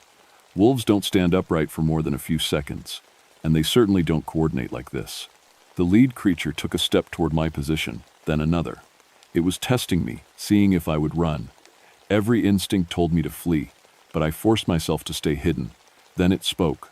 Not a howl or bark, but actual words. Stay away. The voice was deep and rough, like someone with a severe throat, the injury trying to talk. But the words were clear. Stay away. From Moon. I must have made a noise, because all 3 creatures immediately turned toward me. The leader actually pointed with its elongated fingers directly at my hiding spot. Sam, Moonridge, it said, and my heart nearly stopped. You know too much, I broke. 14 years of ranger training went out the window, and I ran. Crashing through the forest, I made it to my Jeep and tore down the mountain trail without looking back. At home, I sat in my kitchen with a bottle of whiskey, trying to process what I'd seen. It knew my name. It had spoken to me in English, and it had warned me about the moon. The harvest moon was still 10 days away. I called Dave, even though it was past midnight. Sam? What's wrong?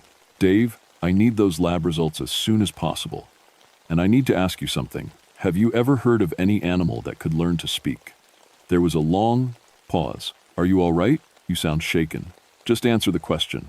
Parrots can mimic speech. Some primates can learn sign language. But actual speech? From a wolf? Sam, that's impossible. Yeah, I said, pouring another whiskey. That's what I was afraid of. After I hung up, I sat in the dark and tried to think rationally. Stress hallucination. That had to be it. The strange tracks and deer kills had my imagination running wild, and I'd imagined the whole encounter, but I couldn't shake the memory of those intelligent yellow eyes, or the way the creature had said my name. Outside my window, I heard a long, mournful howl echo across the mountains. It sounded almost like laughter. Dave called 3 days later with the lab results. His voice was tight with confusion. Sam, these hair samples don't match anything in our database. The DNA is close to wolf, but there are anomalies I can't explain. It's like wolf DNA that's been altered somehow. Altered how? I don't know. I sent samples to a colleague at Virginia Tech who specializes in genetics. He said the same thing, it's mostly wolf, but with genetic markers he's never seen before. Some of the sequences don't appear in any known mammal. I was sitting in my office, staring out at the mountain ridge. 3 more families had reported strange wolf sightings in the past 2 days. All described the same thing, unusually large wolves that seemed too intelligent and occasionally walked upright. There's something else, Dave continued. I found traces of human DNA mixed in with the wolf samples. My hand tightened on the phone. Human DNA? Could be contamination from handling, but it's distributed throughout the hair shaft, not just on the surface. Sam, what exactly did you see up there? I told him everything, the encounter, the speech, how it knew my name. Dave was quiet for a long time. I'm coming up tonight, he finally said. If there's something dangerous in those mountains, we need to document it properly. That evening, Dave arrived with more equipment than I'd ever seen him bring. Cameras, audio recording devices, tranquilizer guns, and something that looked like a small radar unit. What's all this? I asked. Klein de Tier, if we're dealing with an unknown species, we need evidence. Real evidence that people will believe. We drove up to the ridge as the sun was setting. The moon was growing fuller each night, and I'd noticed that the strange reports were increasing along with it. Whatever was happening seemed tied to the lunar cycle. We set up an observation post with a clear view of the area where I'd had my encounter. Dave positioned his recording equipment while I kept watch through binoculars. Sam, Dave said suddenly, look at this. He was monitoring the radar-like device, which showed moving objects in the forest around us. But the patterns were wrong. These readings show coordinated movement, he said. Multiple large animals moving in formation, but they're covering ground too fast for normal wolves.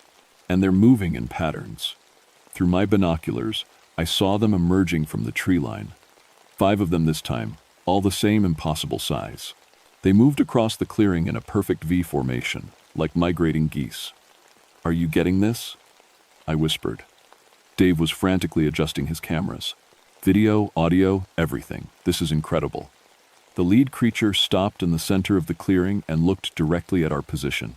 Even from 100 yards away, I could see those intelligent yellow eyes reflecting our equipment lights. It raised its head and howled, but this wasn't like the howls I'd heard before. This was structured, musical almost, with distinct notes and pauses. It was a language.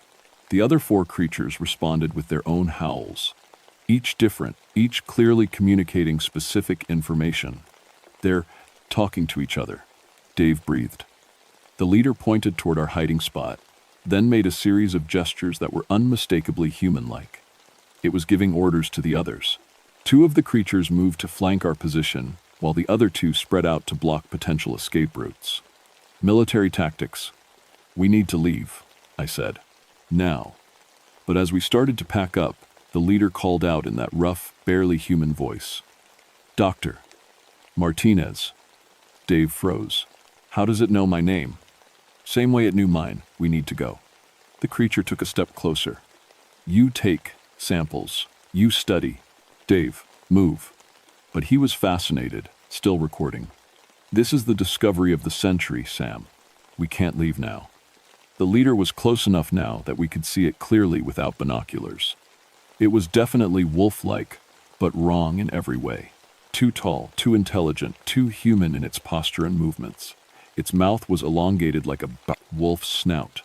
But when it spoke, I could see teeth that were wrong, too sharp, too many, arranged in patterns that belonged in nightmares. You study, but you not. Understand, it said. Moon comes, change comes, you not prepared. What change? Dave called out, apparently forgetting that we were talking to something that shouldn't exist. The creature's lips pulled back in what might have been a smile. Full moon brings truth, brings hunger. One of the flanking creatures appeared at the edge of our camp, moving with impossible silence for something so large. Up close, I could see that its fur was actually a mixture of hair and something else. Something that looked almost human. Grandfather was, like you, the leader continued. Studied. The cursed. Now grandfather sleeps in earth. But family continues. Cursed? Dave asked. German, blood. Old world, curse, moon calls, and flesh, changes. The creature raised one of its felincy hands, and in the moonlight I could see the transformation happening in real time. The fingers were extending, becoming more human-like, while the palm broadened. It was changing as we watched. Full moon. In 7 days, it said, you stay away, or you join the pack. All 5 creatures howled in unison, a sound that seemed to shake the entire mountain. Then they were gone, vanishing into the forest with impossible speed. Dave and I sat in stunned silence for several minutes. Did you get all that? I finally asked. Every word, every image. Dave was reviewing his recordings with shaking hands. Sam, we're dealing with lycanthropy. Real lycanthropy.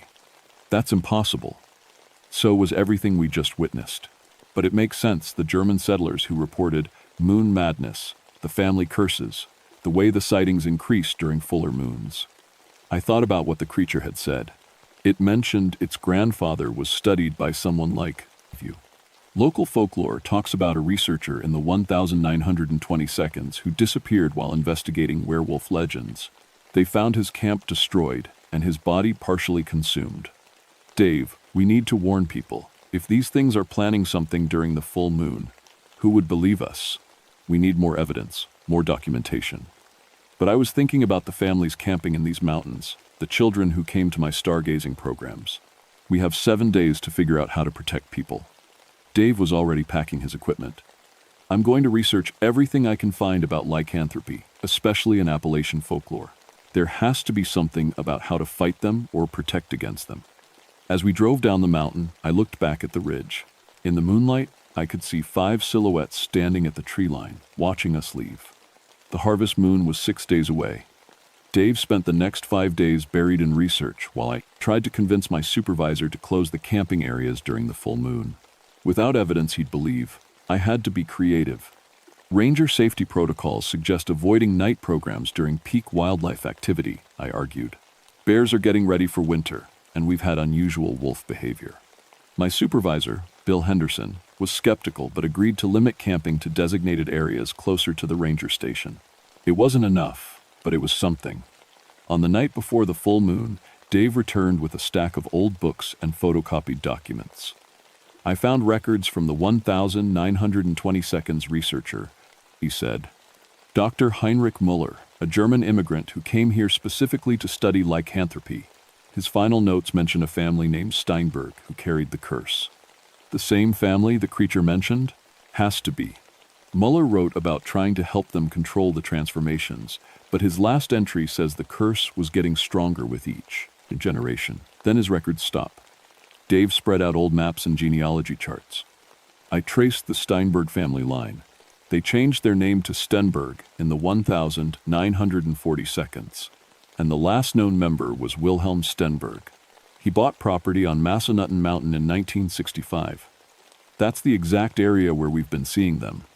Sam, I think Wilhelm Stenberg is still alive, and I think he's the one we've been talking to. The next evening, as the harvest moon rose full and bright, Dave and I returned to the mountain.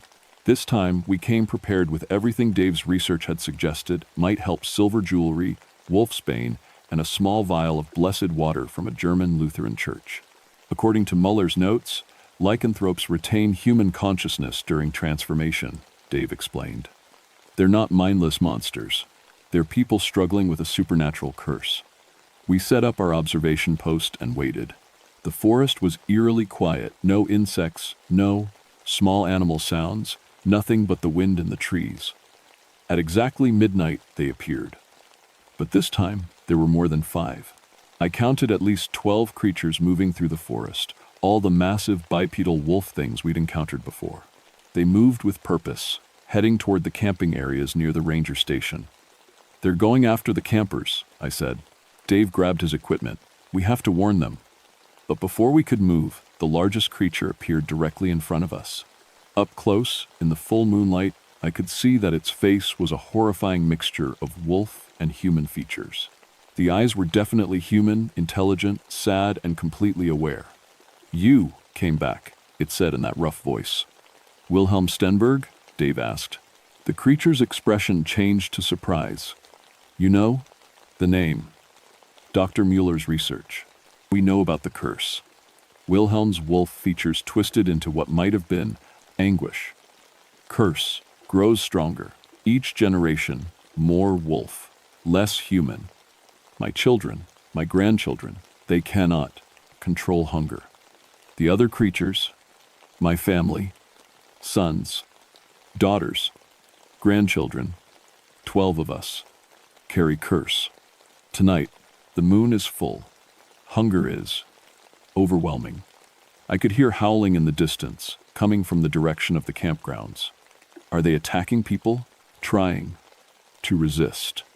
But young ones have little control. I try to lead them to deer, to cattle, but they want human flesh. Dave stepped forward. Muller's notes mention ways to help control the transformation.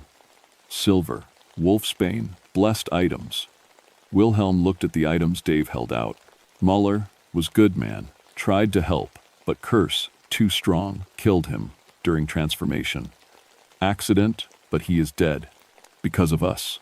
The howling was getting closer, and now I could hear human screams mixed in. "We have to stop them," I said. "Cannot be stopped, only redirected." Wilhelm's voice was becoming more strained as the moonlight grew brighter. "But I am losing control. Soon I will. Hunt with pack. What can we do?" Wilhelm reached into what looked like a pouch made from his own fur and pulled out a small silver pendant. "Take this to church. Tell priest our story. Maybe next generation I can be saved." His transformation was accelerating. I could see his face becoming more wolf-like, his fingers extending into claws. "Go, now, before I cannot let you." Dave and I ran toward the jeep, but we could hear the pack coming through the forest behind us. They were moving fast, howling with bloodlust, and they were between us and the camping areas. "The radio!" I shouted, diving for the emergency transmitter in my jeep. "All units, this is Ranger Moonridge. We have a pack attack at Massanutten camping area. Multiple casualties possible. Send all available units and $H. Medical support immediately." The response was immediate but confused. "Ranger Moonridge, did you say pack attack? What kind of animals?"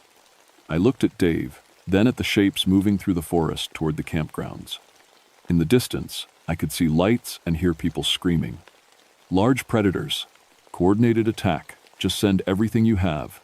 We drove toward the campgrounds as fast as the mountain road would allow. Behind us, Wilhelm's howl echoed across the entire mountain, not the hunting call of the pack, but the anguished cry of a man who could no longer control the monster he became. At the campgrounds, we found chaos.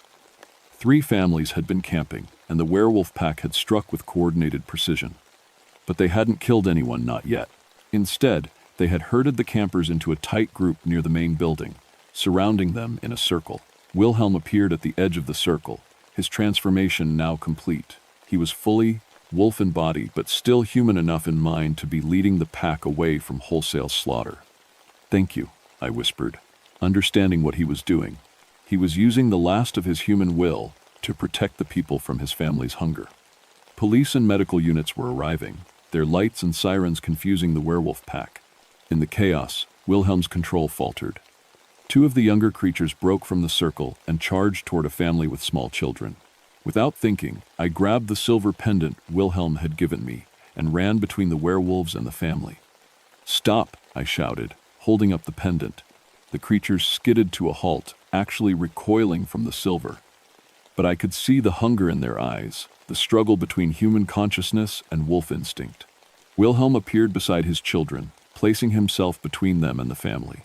For a moment, I saw complete human intelligence in his eyes. "Thank you, Sam," he said. Then he howled a command that sent the entire pack fleeing into the forest. By dawn, the official report would list the incident as a coordinated attack by a rabid wolf pack. But I knew the truth, and I had Wilhelm's pendant to prove it. The official investigation concluded that an unusually large pack of wolves, possibly affected by rabies, had exhibited coordinated hunting behavior. All campers survived with minor injuries, though several required treatment for shock.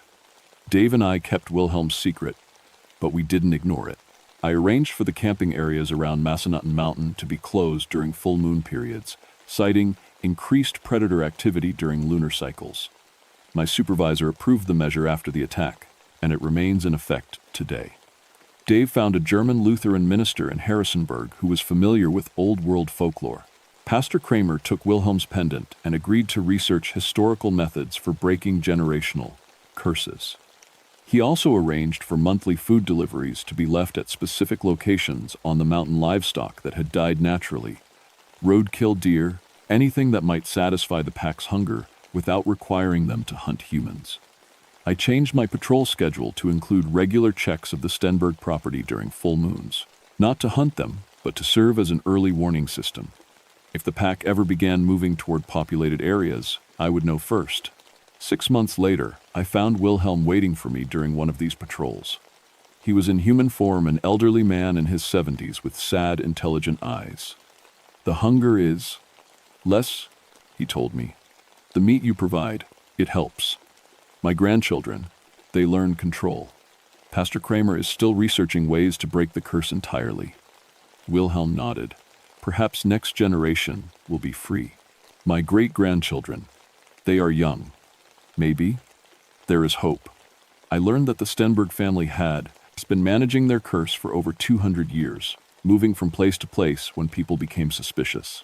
They chose Massanutten Mountain for its isolation and established their property far from hiking trails and camping areas. "We are not monsters by choice," Wilhelm explained.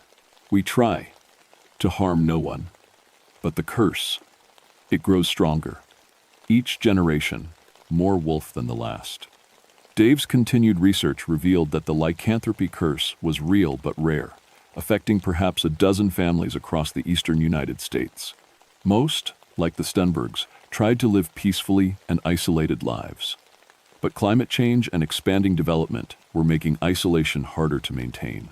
The Harvest Moon incident, as Dave and I came to call it, changed both of our lives.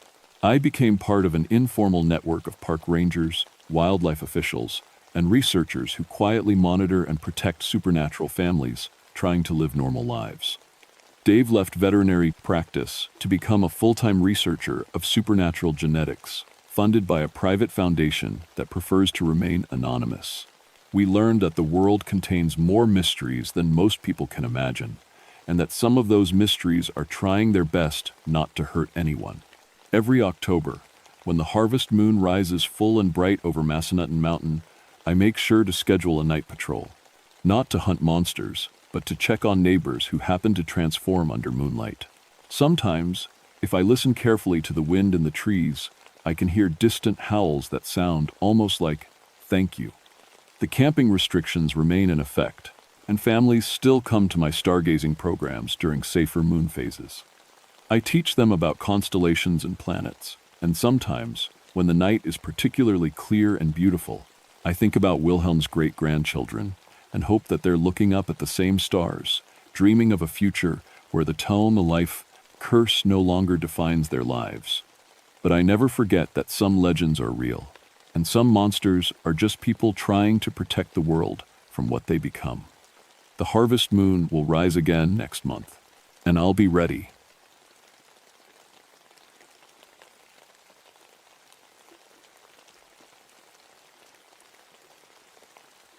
My name is Samuel Brightwater, and I've been watching for fires for 15 years. I've lived in towers from California to Maine, and I thought I'd seen everything the mountains could throw at me. I was wrong. It was September 1983 when they sent me to Mount Sterling Fire Tower in the Cherokee National Forest. The whole state of Tennessee was dry as old bones, and the fire danger was through the roof. Every day without rain made things worse. The tower sat at 5,842 feet, 12 miles from the nearest road. You had to hike in on foot, carrying everything you needed. That suited me fine. I liked the quiet, and after 15 years of this work, I knew how to handle myself in the mountains. Mount Sterling was an old tower, built by the CCC boys back in the 1932. The metal stairs creaked when you climbed them, and the wooden floor up top had been patched more times than I could count. But the view was something else. You could see for miles in every direction, rolling mountains covered in thick forest. The ranger who brought me in told me the local stories while we hiked up the trail. Old-timers say the last keeper never left, he said, breathing hard from the climb. Thomas McKellar died at his post during the big fire in 1943. Some folks claim he's still up there, still doing his job. I laughed. Come on, Bill, you don't believe that stuff. Me? Nah. But he looked uncomfortable, just telling you what people say. McKellar was supposed to be real dedicated. Never missed a day, never left the tower during fire season. Well, he's been gone 40 years now, I said. I think I can handle it. The tower had everything I needed. A small cabin at the base with a cot, a wood stove, and shelves lined with canned food. The observation deck on top had all the instruments: wind gauge, thermometer, humidity reader, and the big spotting scope for scanning the horizon. There was also an old brass radio that looked like it belonged in a museum. Does this thing still work? I asked, pointing at the radio. Far as I know, Bill said. Haven't had anyone up here in 2 years, though. You might need to fiddle with it. After Bill left, I spent the rest of the day getting settled. I checked all the instruments, tested the radio. It crackled to life on the first try, and familiarized myself with the area. Everything seemed normal.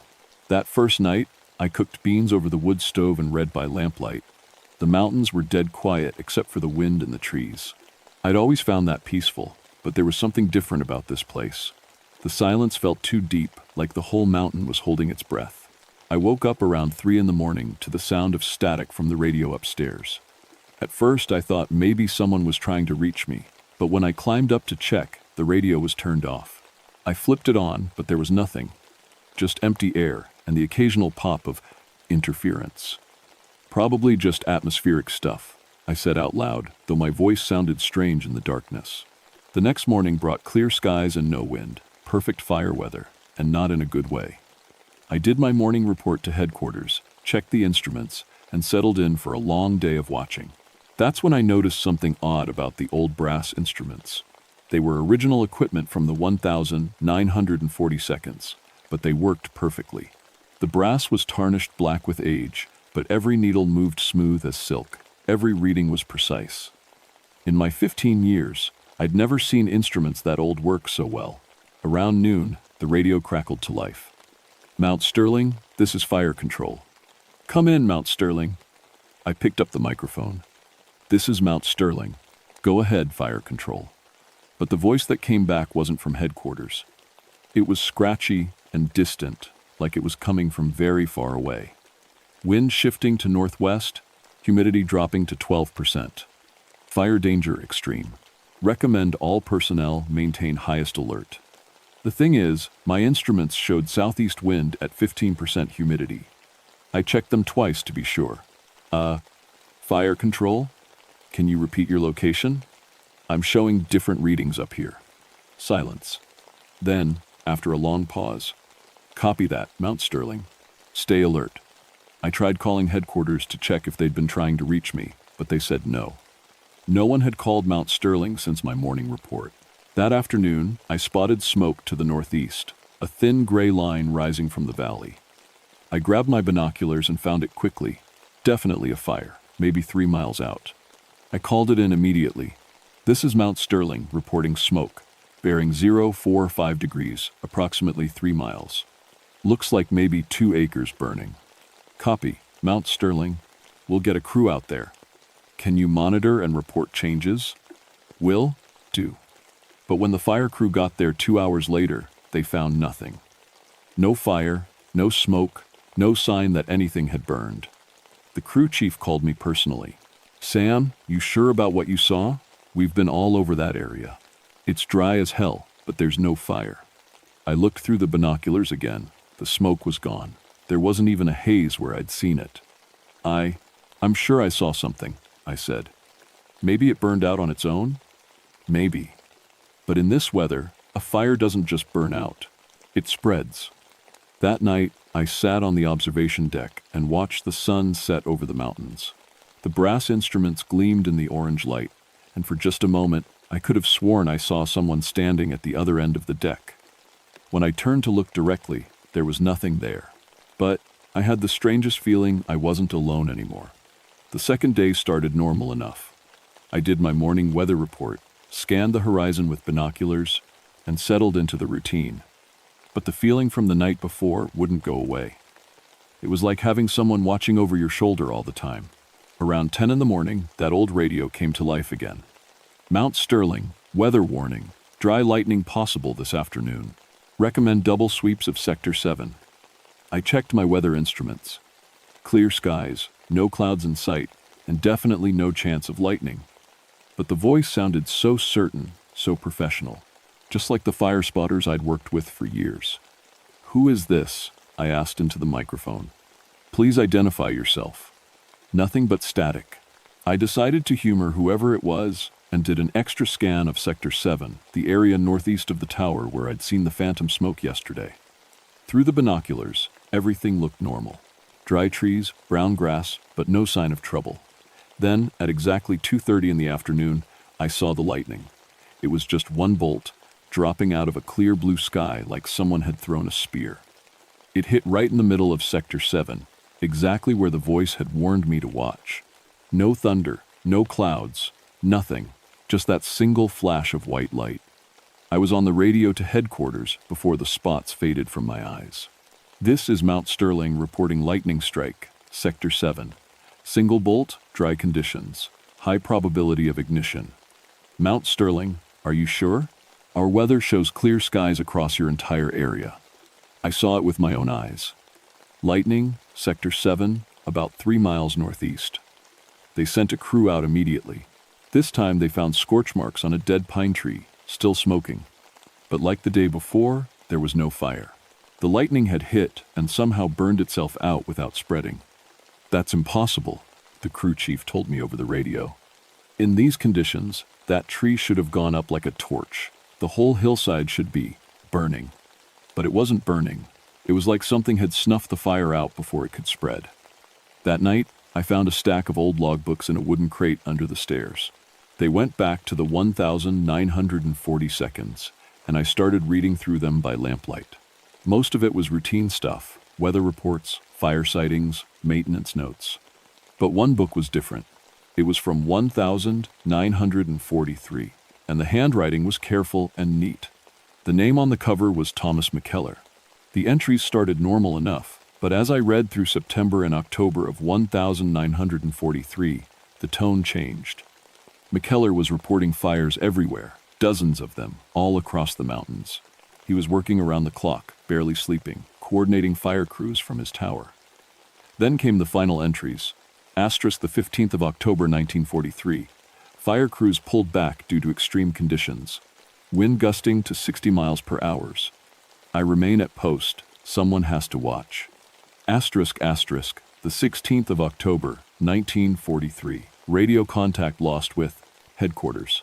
Fire approaching from 3 directions. Still at post. Will maintain watch as long as possible.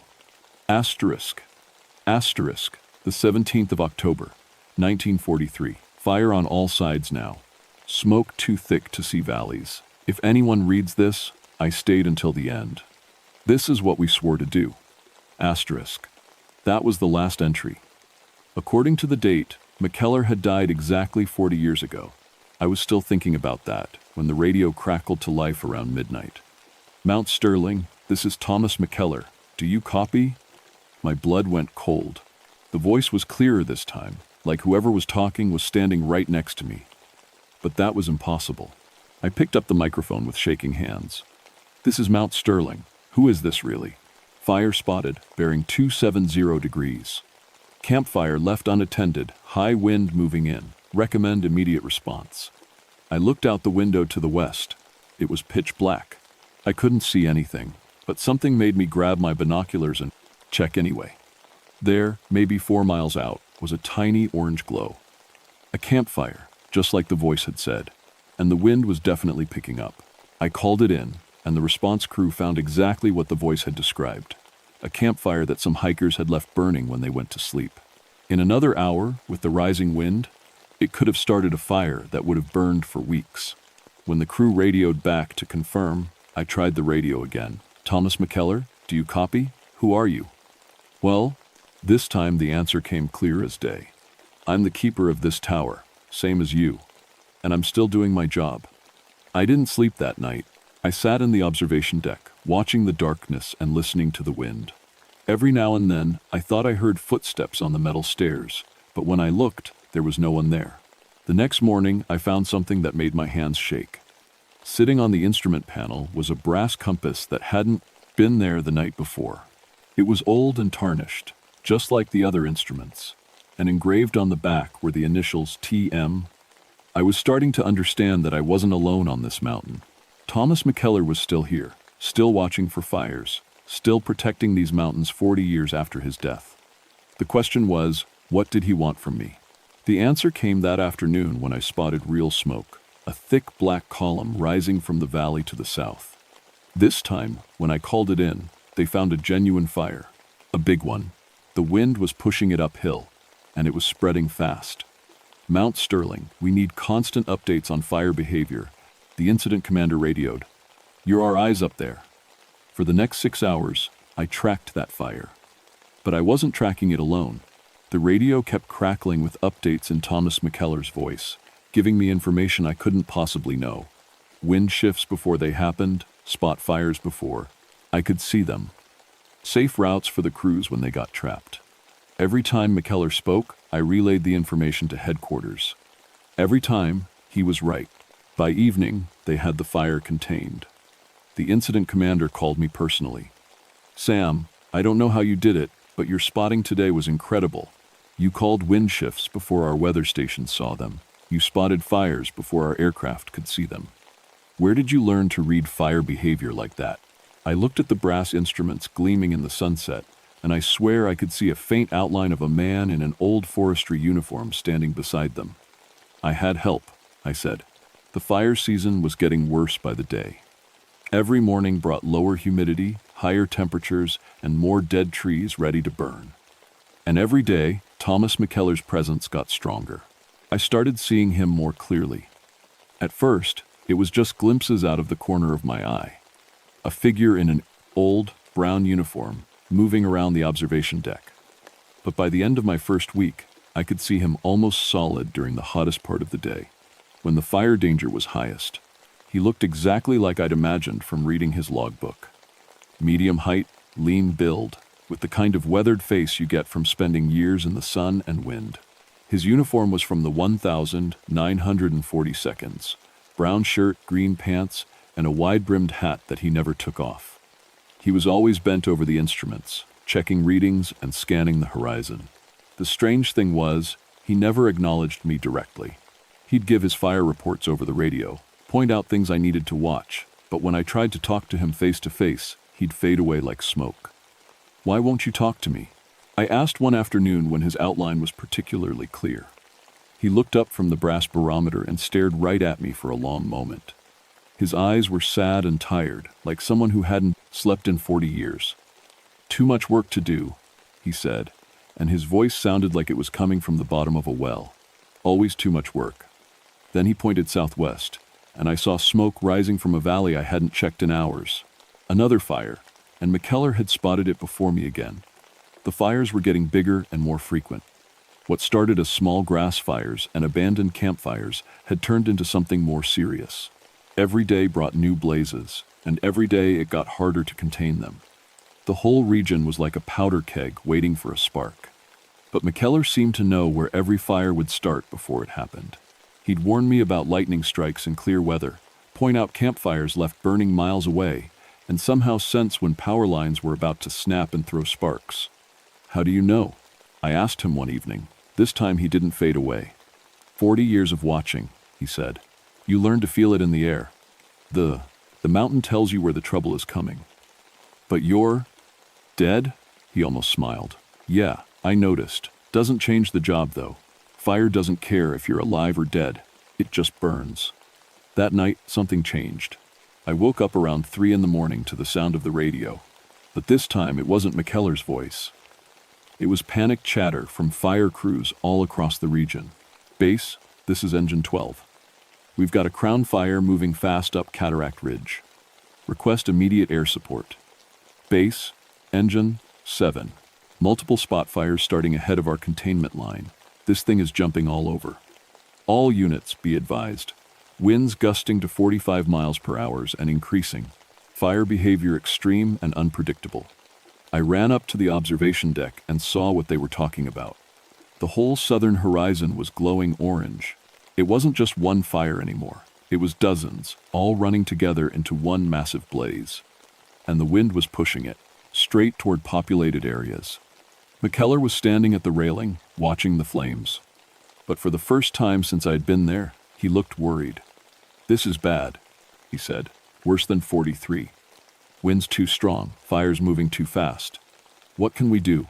He turned to me, and I could see right through him to the fires beyond. This is why I'm still here. This is the one I couldn't stop before. Over the radio, the reports kept getting worse. The fire had jumped a major highway. Whole neighborhoods were being evacuated. Aircraft couldn't fly because of the smoke and wind. And it was still growing. Mount Sterling, this is Incident Command, came a voice I'd never heard before. We need you to evacuate immediately. Fire is moving up the north slopes toward your position. I looked at McKellar. He was shaking his head. You should go, he said. I can handle this. No. I surprised myself with how certain I sounded. You've been doing this alone for years. Maybe it's time for help. For the next 12 hours, we worked together like we'd been partners for years. McKellar would spot the fires I couldn't see, predict wind changes before they happened, and somehow know exactly where the fire would jump next. I'd relay the information to the crews, coordinate airdrops when the smoke cleared enough, and track the overall progress of the blaze. But this fire was different from the others. It was smart, almost alive. Every time the crews thought they had it surrounded, it would find a way out. Every time they set up a fire break, it would jump over or go around. It was like the fire was trying to reach something specific. It's heading for the old growth, McKellar said around noon, pointing to a valley about 10 miles north. There's trees in there older than the Cherokee. If it gets that far, it'll burn for months. I understood then why he was still here. This wasn't just about protecting property or even people. McKellar was protecting something ancient and irreplaceable, something that once burned could never be replaced. How do we stop it? He was quiet for a long time, watching the flames creep closer to the old forest. Finally, he spoke. There's only one way, but you're not going to like it. Tell me. We have to give it something else to burn. Something it wants more than those trees. I didn't understand what he meant until he pointed at the fire tower itself. No, I said. There has to be another way. 40 years I've been keeping small fires from becoming big ones, McKellar said. But this one's different. This one needs to be fed to be stopped. The tower's the highest point for miles. Fire always wants to go up. We give it the tower. It'll draw the main fire away from the old growth. What about you? He smiled, and for the first time he looked peaceful. I've been tied to this place for 40 years. Maybe it's time to let go. The fire reached the Jenner, base of Mount Sterling, just after sunset. I could hear it coming long before I could see it, a sound like a freight train mixed with a waterfall. When it finally came into view, It was like looking at the end of the world. McKellar stood beside me on the observation deck, solid as he'd ever been. The brass instruments glowed orange in the firelight, and the old radio crackled with desperate reports from crews who couldn't understand how the fire had moved so fast. "You should go now," McKellar said. "Get down the back trail while you still can." But I couldn't leave. Not after everything we'd been through together. "We both started this job the same way," I told him, "swearing to protect these mountains. I'm not breaking that oath now." He looked at me for a long moment, then nodded. "Then, let's finish it." The fire hit the tower just after midnight. I'd never seen anything like it, flames 200 feet high, moving like a living thing up the mountainside. The heat was so intense I could feel it burning my lungs even from inside the observation deck. But something strange happened when the fire reached the tower's base. Instead of just burning past like I expected, it stopped. The flames swirled around the metal legs like water around a rock, climbing higher and higher but never spreading beyond the tower itself. "It's working," McKellar said. He was more solid now than I'd ever seen him, like the fire was feeding his presence as much as the wood and metal. "The fire recognizes this place. It knows what happened here." Through the radio, I could hear the amazement in the fire crew's voices. "Command, this is Aircraft 12. The main fire has stopped advancing." "Repeat." "The main fire has stopped. It's all concentrating on the fire tower. All ground crews be advised, fire behavior has changed completely. Main blaze is stationary. All spot fires are moving back toward the tower location." It was true. Every fire we could see from the observation deck was changing direction, flowing like rivers of flame toward Mount Sterling. The tower was acting like a magnet, drawing all that destructive energy into one place. "How is this possible?" I asked. McKellar was standing at the brass instruments, his hands moving over them like a musician playing a complicated song. "This place has been watching over these mountains for 50 years. All that time, all that attention, it builds up something, a connection. The mountain knows we're here, and the fire knows it too." The heat was getting unbearable. The metal stairs were glowing red, and I could see flames starting to climb the tower's structure. But McKellar seemed unaffected, like the fire couldn't touch him. "You need to get out," he said. "Now, while the back trail is still clear." "What about you?" "I told you, this is why I'm still here. This is the fire I couldn't stop in 1943. It's been building up for 40 years, waiting for that. The right conditions. Tonight is that night." I understood then. The fire that killed McKellar in 1943 hadn't really ended. It had just been waiting, growing stronger, gathering all the smaller fires he'd prevented over the decades. All those campfires he'd spotted, all those lightning strikes he'd warned about, all the blazes he'd helped contain. They'd been leading to this moment. The old-growth forest will be safe?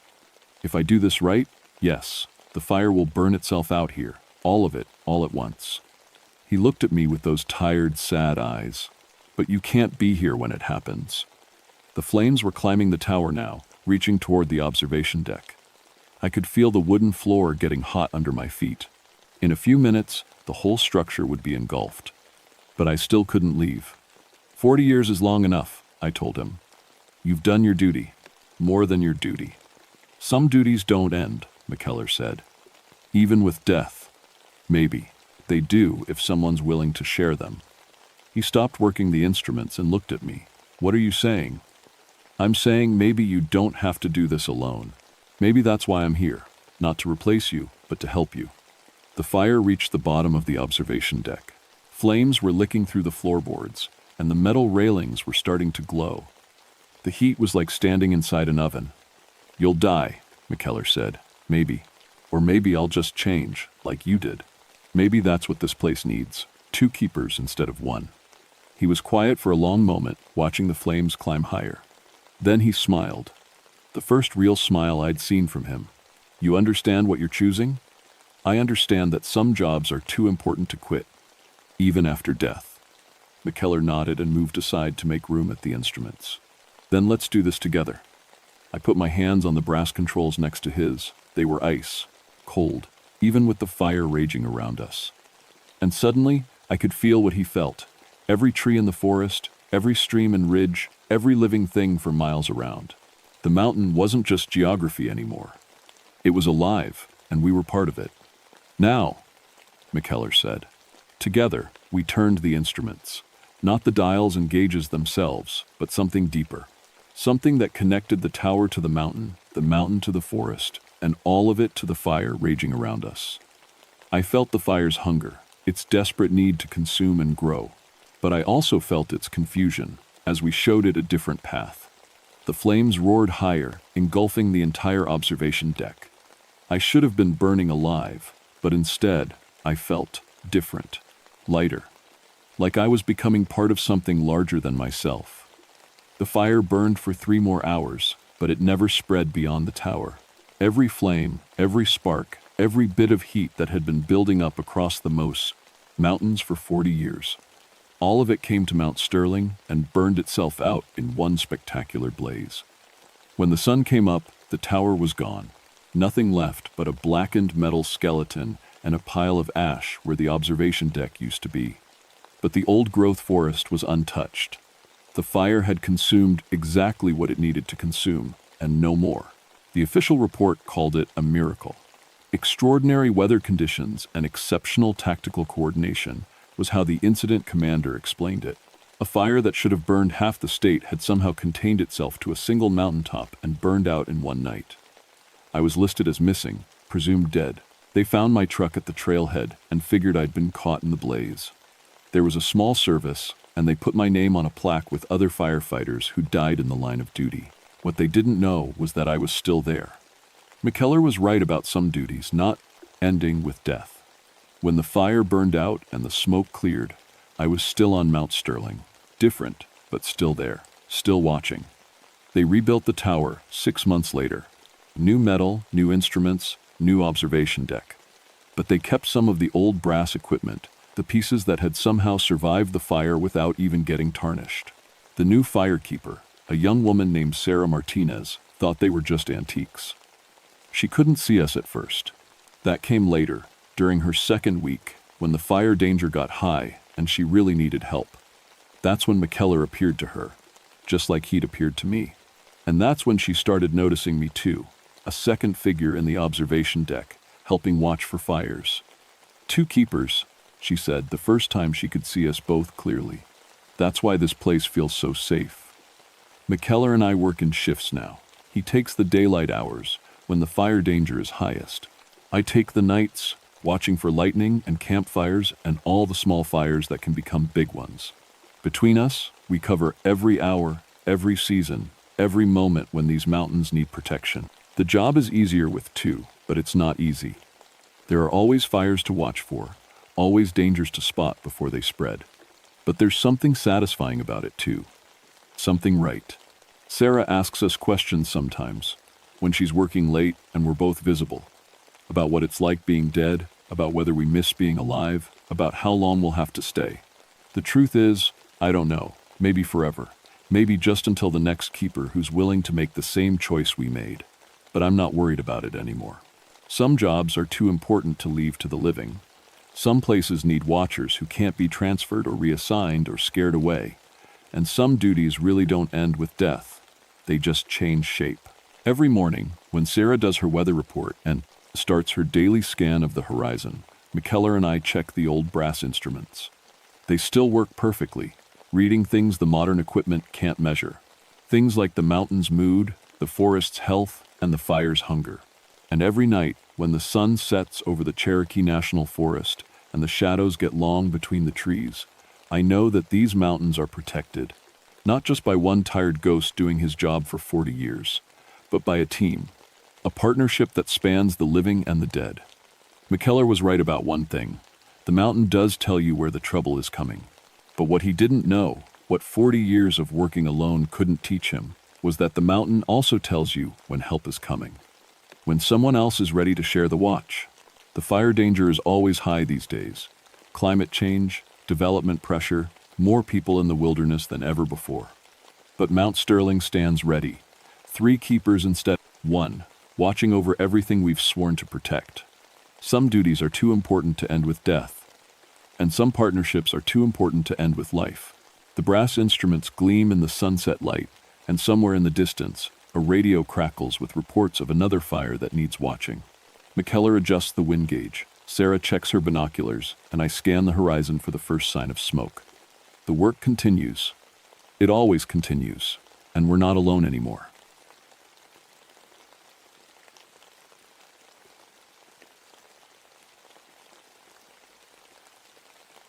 My name is Robert Ashworth, and I've been a park ranger for 13 years. I love my job because I get to help families have safe, happy times in nature. The Great Smoky Mountains are beautiful, but they can be dangerous if you don't know what you're doing. I work in the backcountry section near Cataract Falls. It's a 6-mile hike to get there, and once you're in that hollow, you're pretty much on your own. No radio contact, no cell phone signal, just you and the mountains. People always ask me about the ghost stories. Every park has them, and ours is about children, dead children, supposedly. The locals say Cherokee kids died in that hollow way back in 1838 during something called the Trail of Tears. They claim these ghost children still play in the woods, looking for new friends. I always tell families the same thing. Ghost children stories are just parents' guilt over camping accidents. I should know. I've got 3 kids of my own, Emma, who's 8, Tommy, who's 6, and baby Sarah, who just turned 2. My wife Lisa worries when I'm out there alone, but I've never had a serious incident in all my years. Sure, kids get scraped up, families get lost sometimes, but nothing I couldn't handle. That changed in late October of 1963. The first family was the Hendersons, mom, dad, and their 8-year-old daughter Kelly. They'd been camping for 2 nights when Mr. Henderson came stumbling into my cabin around dawn, looking like he hadn't slept. "Ranger, we need to talk," he said. His hands were shaking as he lit a cigarette. "It's about Kelly. She's been talking to other children." I poured him some coffee and sat down. "What other children? There's only one family camping in this section right now, and that's you folks." "That's what I told my wife," he said. "But Kelly insists she's been playing with 3 other kids. 2 boys and a girl. She knows their names, Johnny, Michael, and Little Bird. She's been drawing pictures to them." He pulled out a small sketch pad. Kelly had drawn 3 children in old-fashioned clothes. The kind of clothes kids might have worn 100 years ago. The detail was amazing for an 8-year-old. She'd even drawn the boy's suspenders and the girl's long dress. "Kids have great imaginations," I said, but something about the drawings bothered me. "Where does she say she met them?" "Down by the stream. She says they taught her games." Mr. Henderson stubbed out his cigarette. "Here's the thing, Ranger. Last night, Kelly almost walked right off the cliff edge behind our tent. When I grabbed her, she said she was following her new friends to their secret place. That got my attention. A sleepwalking child near a cliff was serious business. "I'll come take a look," I said. "Maybe check the area for any other campers I missed." The Henderson campsite was neat and well organized. Mrs. Henderson was packing up while Kelly sat on a log, humming to herself. The little girl, he looked up when she saw me. "Hi, Ranger Bob," she said brightly. "Did you come to meet my friends?" "I'd like to hear about them," I said, kneeling down to her level. "Where are they now?" Kelly pointed toward the tree line. "They don't like grown-ups much. They only play when it's just kids around." "What games do you play?" "Hide and seek, mostly. And follow the leader. Johnny is really good at hiding. Sometimes I can hear him laughing, but I can't find him anywhere." Mrs. Henderson looked worried. "She's been talking to empty air, Ranger, having whole conversations with nobody there." I spent the next hour searching the area around their camp. No sign of any other people. No footprints except the Henderson family's boots. But as I walked deeper into the hollow, something felt wrong. The temperature dropped about 15 degrees near the stream. Not unusual for mountains, but it was a sharp change. More strange was the silence. No birds, no squirrels. Even the wind seemed afraid to make noise in that particular spot. I found myself standing in a small clearing beside the water. The ground was covered in frost, which was odd since it had been a warm day. And there, clear as anything in the white frost, were small barefoot prints, child-sized. The prints led right to the edge of the stream, then stopped. I followed the stream bank for 50 yards in each direction. No more prints. When I got back to the Henderson camp, Kelly was drawing again. This time she'd drawn 4 children holding hands, herself and 3 others in those same old-fashioned clothes. "Kelly," I said carefully, "can you tell me what your friends look like?" "Johnny has brown hair and freckles. Michael is taller and has a scar on his chin. Little Bird has the prettiest long black hair, and she knows songs in a funny language." The descriptions were so detailed, so specific, not like a child's imaginary friends at all. "Are they cold?" I asked. "Do they wear coats?" Kelly shook her head. "They're always cold. They asked if I wanted to come play in their warm place under the water. They said it's nice there." A chill ran down my spine that had nothing to do with the mountain air. I helped the Hendersons pack up and escorted them back to the main trail. As we walked away from the hollow, the normal forest sounds gradually returned. Birds chirping, leaves rustling, the comfortable noise of a healthy woods. But Kelly kept looking back over her shoulder, waving at empty air. "Bye, Johnny. Bye, Michael. Bye, Little Bird," she called out. "I'll come back and play soon." That night, I sat in my cabin writing up the incident report. Standard procedure for any family with safety concerns. But I couldn't shake the image of those small footprints in the frost, appearing from nowhere and disappearing at the water's edge. Outside my window, the October wind was picking up, making the trees creak and sway. Somewhere in the distance, I could have sworn I heard the faint sound of children laughing. But that was impossible. The hollow was empty now, wasn't it? 3 days later, the Kowalski family arrived. Polish immigrants who'd saved up all year for their first camping trip in America. The father, Stan, spoke broken English but was determined to give his family the real American experience. His wife Martha worried constantly, and their 7-year-old son David was excited about everything. I helped them set up camp in the same area the Hendersons had used. It was the flattest, safest spot in the hollow, with good access to the stream for water. I didn't mention the previous family's experience. No point scaring them with stories. "Beautiful place," Dan said in his thick accent. "David, he loves the outdoors." "Just keep an eye on him near the water," I warned. "Mountain streams can be tricky." That first night passed quietly. I made my usual evening rounds, and everything seemed normal. The Kowalskis had built a proper fire and were roasting marshmallows. David was showing his parents constellations he'd learned in school. The trouble started the next morning. I was splitting firewood behind my cabin when I heard Martha Kowalski screaming. I dropped the axe and ran toward their campsite, expecting to find someone hurt. Instead, I found Martha standing at the edge of the tree line, calling for David. Stan was searching around their tent, his face pale with worry. "He was right here," Martha said when she saw me. "Eating breakfast, right here at the picnic table." I went to get him more orange juice from the cooler, and when I turned around, he was gone. "How long?" I asked. 2 minutes. Maybe 3. A 7-year-old boy couldn't get far in 3 minutes. I started calling David's name while checking the obvious danger spots, the cliff edge, the deeper parts of the stream. That's when I heard him answer. "I'm here, Mama." The danger stream, the voice came from the forest, but it sounded distant and echoey, like he was calling from inside a cave. "David," Martha shouted, "come back right now." "I can't," his voice drifted back. "I'm playing a game. We have to find the warm place first." Stan and I crashed through the underbrush toward the sound of David's voice. But every time we got close, the voice seemed to move. We'd hear him laughing to our left, then calling from somewhere up ahead, then giggling off to our right. "David, this isn't funny," I yelled. "Come here right now." But they said you wouldn't understand. David's voice came from everywhere and nowhere. They said grown-ups can't play the good games. We searched for 2 hours. Martha was crying, Stan was cursing in Polish, and I was starting to panic. You don't lose a child on your watch. Not ever. Then, just as I was about to hike back for help, we found him. David was sitting on a fallen log beside the stream, about a quarter-mile from camp. He was soaking wet and blue with cold, but smiling like he'd just had the best time of his life. "David." Martha ran to him and wrapped him in her coat. "Where have you been? You're freezing." "I was playing with my new friends," David said through chattering teeth. "Johnny and Michael and Little Bird. They showed me their secret place under the water." Stan and I looked at each other. The same names Kelly Henderson had mentioned. "What do these friends look like?" I asked carefully. David's description matched Kelly's exactly.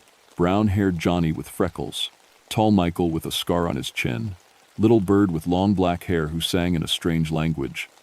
They're really good at hide and seek, David continued, and they know where to find the warm place. They said, if I come with them all the way under the water, I'll never be cold again. I helped Martha get David back to camp and into dry clothes. His body temperature was dangerously low. He needed immediate warming and medical attention. As I radioed for an emergency evacuation, I noticed something that made my blood run cold. David's wet footprints led from the stream to the log where we'd found him. But there were other prints in the muddy bank. Small, bare feet, child-sized. 4 sets of prints, David's boots and 3 sets of bare feet, side by side, like children holding hands. The evacuation helicopter arrived within an hour. As the medics loaded David onto a stretcher, he kept looking back toward the hollow. Tell them I'll come back, he said to me. Tell Johnny and Michael and Little Bird I'll come back and play when my mama isn't scared. After the helicopter left, I stood alone in the sudden quiet of the hollow. The Kowalskis were gone, their campsite empty except for the cold ashes of their fire. I walked down to the stream to examine those footprints more carefully. David's boot prints were clear in the mud. Beside them were 3 sets of smaller prints, just as I'd seen. But these prints were wrong somehow. First, they were too shallow. David's prints sank deep into the soft mud, showing his weight. The bare footprints barely dented the surface, as if made by children who weighed almost nothing.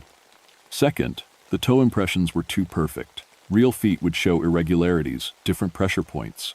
These looked like they'd been pressed into the mud by a cookie cutter. Third, and most disturbing of all, the bare footprints led into the stream and disappeared.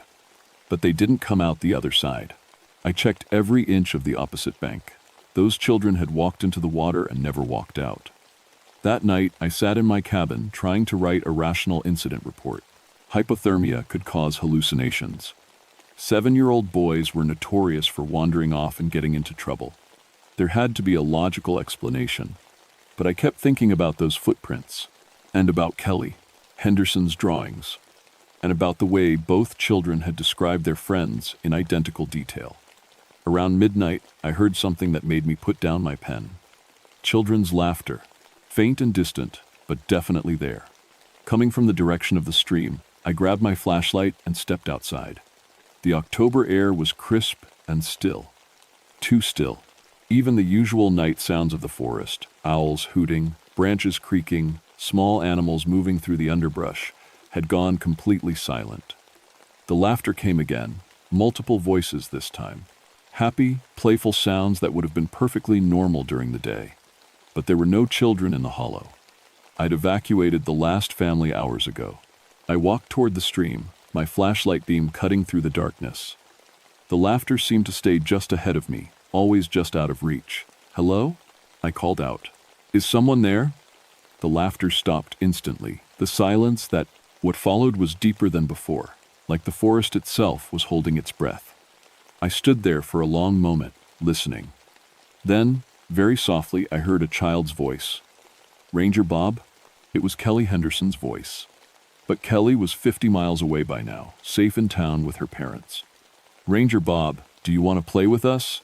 The voice was coming from the middle of the stream. I shined my flashlight toward the water.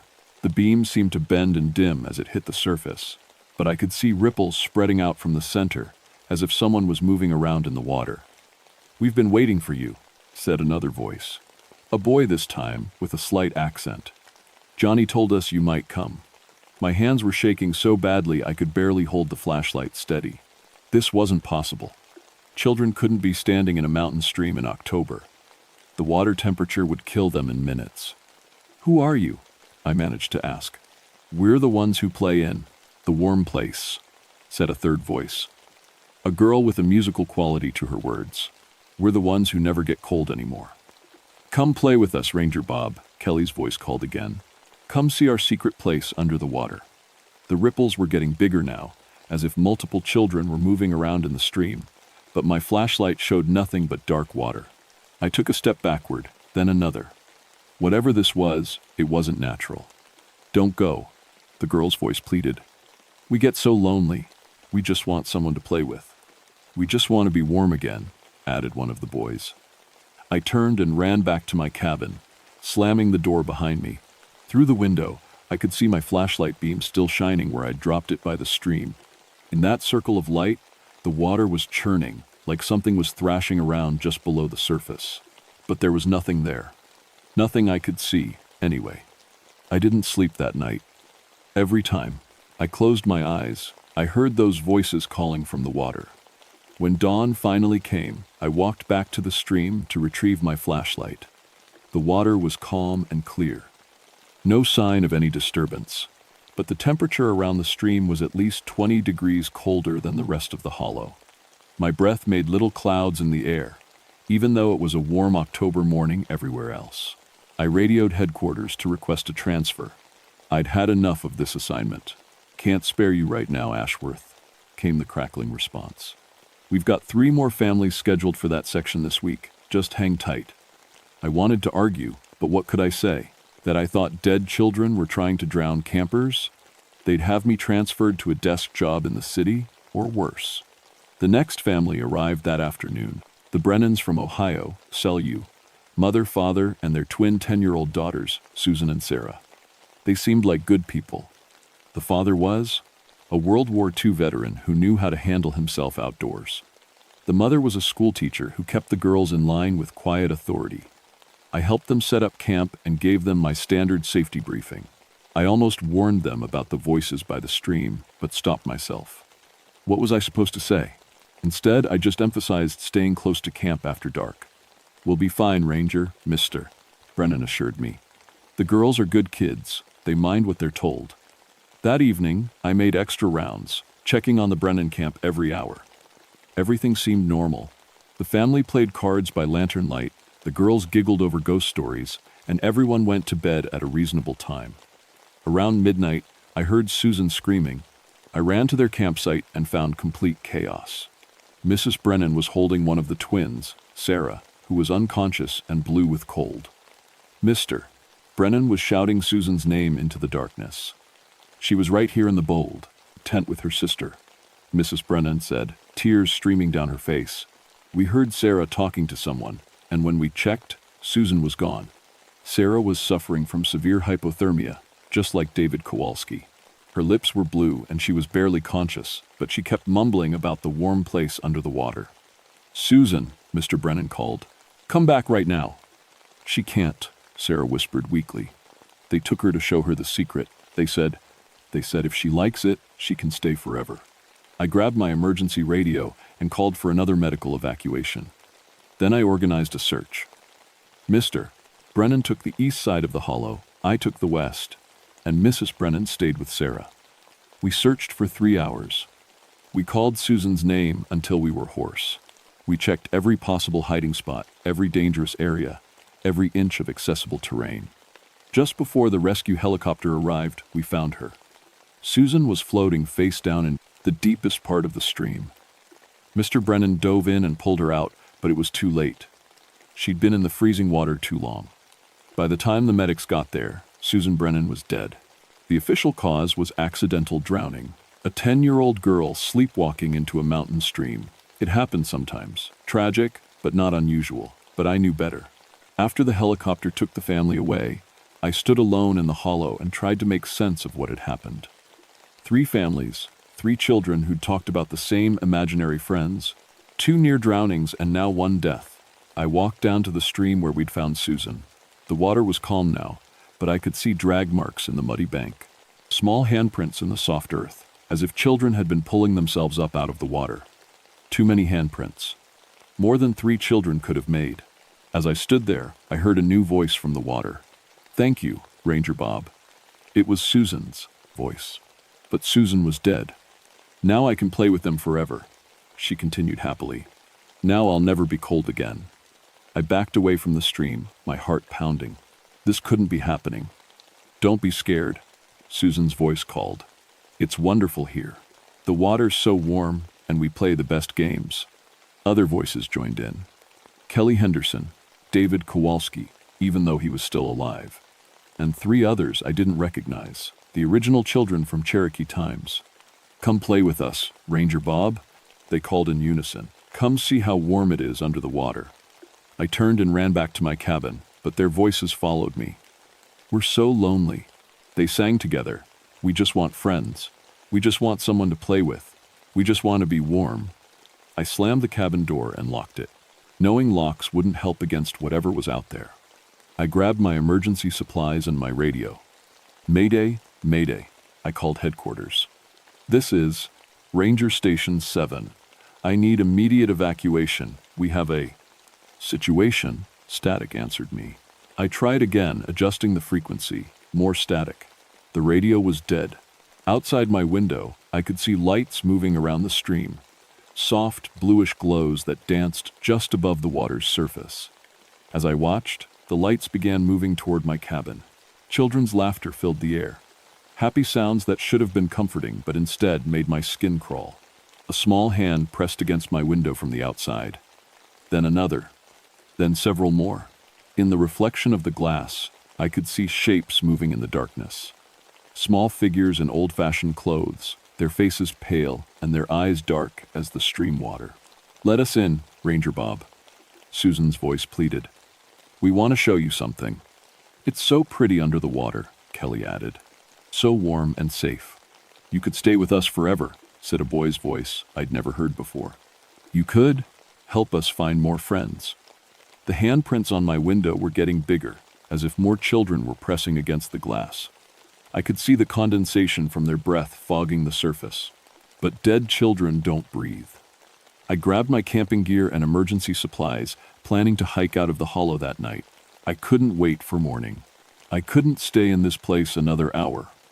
But when I opened my cabin door, they were waiting for me. 7 children stood in a semicircle on my porch.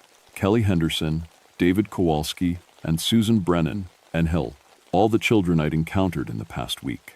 And 4 others in old Cherokee clothing, including a girl with long black hair who must be Little Bird. They looked exactly as the living children had described them, but their skin was pale blue, their lips were dark, and water dripped constantly from their hair and clothes. "Going somewhere?" Kelly asked with an innocent smile. "We thought you might want to play," added Susan. "We know the best games," said Little Bird in accented English. "Games that last forever." Behind them, I could see more shapes moving in the darkness.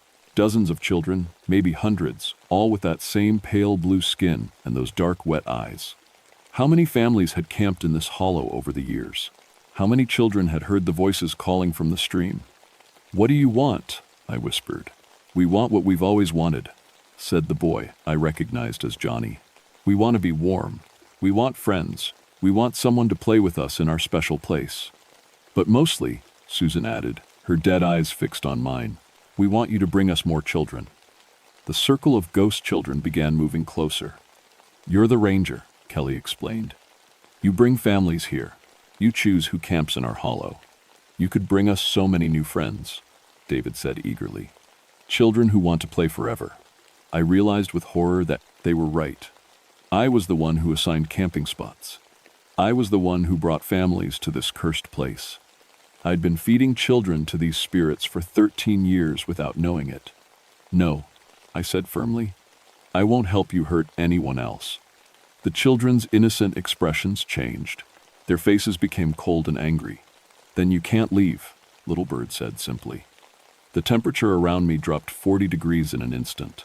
My breath came out in thick clouds, and frost began forming on my cabin walls. "You can stay here with us," Johnny added. "Forever and ever." "Or," Susan said with a smile that was no longer innocent, "you can come see how warm it is under the water." The circle of children moved closer, their wet footprints leaving dark stains on my wooden porch. I had to make a choice, and I had to make it fast.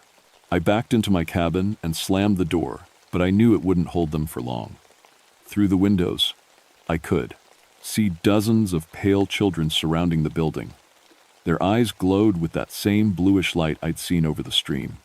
"Think, Robert. Think. There had to be something these spirits couldn't do. Some rule they had to follow. Every ghost story I'd ever heard had rules." Then I remembered something Jenny Mountainspeak had told me. Jenny was a Cherokee ranger who worked the eastern section of the park. She'd mentioned once that her grandmother knew stories about this hollow. "Bad place," she'd said. Children died there during the removal. Grandmother always said the spirits can't cross running water. That's why they stay in that one hollow, Frand. The stream traps them there. Running water. The children always disappeared when they reached the stream, but they never came out the other side. Maybe they couldn't cross it. I grabbed my emergency pack and checked my supplies. Rope, first aid kit, emergency flares, and most importantly, a large container of salt for wife, melting ice on the trails. Salt. Jenny had mentioned that too. Cherokee protection rituals use salt to create barriers against spirits. A small hand knocked politely on my door. "Ranger Bob?" Kelly's voice called sweetly. "We just want to talk." "We won't hurt you," Susan added. "We promise." I didn't believe them for a second. I moved to the back window of my cabin and quietly slid it open. The children were concentrated around the front door and sides of the building. If I was quick and quiet, I might be able to slip out the back. I dropped my pack through the window first, then climbed out myself. The October air was bitter cold now, much colder than it should have been. My breath made thick clouds, and ice was forming on every surface. I made it about 10 yards before Little Bird stepped out from behind a tree. "Going somewhere?" she asked in her musical voice. More children emerged from the darkness. I was surrounded again, but this time I was ready. I pulled out my emergency flare and struck it. Brilliant red light filled the hollow, and the ghost children stepped back with hisses of pain or surprise. "Fire hurts," Johnny said, shielding his eyes. "Put it out." "Stay back," I warned, holding the flare like a torch. "I know what you are now." I began backing toward the stream, keeping the flare between me and the spirits. They followed but kept their distance, circling me like wolves. "You can't leave," David said. "We need you." "You're going to bring us more children," Susan added. "Lots more children to play with." "No," I said firmly. "I'm going to make sure no one ever camps in this hollow again." I reached the stream bank and began pouring salt from my emergency container. The white crystals made a clear line between me and the approaching spirits. The effect was immediate. The children stopped as if they'd hit an invisible wall. "That won't hold us for long," Little Bird warned. "And you can't stay there forever." She was right. I had maybe half a container of salt, and the flare would burn out in a few minutes. I needed a better plan. That's when I heard the voice. "Robert." It was my wife, Lisa, calling from somewhere in the darkness beyond the hollow. "Robert, where are you?" My heart nearly stopped. Lisa was supposed to be home in town with our kids. What was she doing here? "Daddy."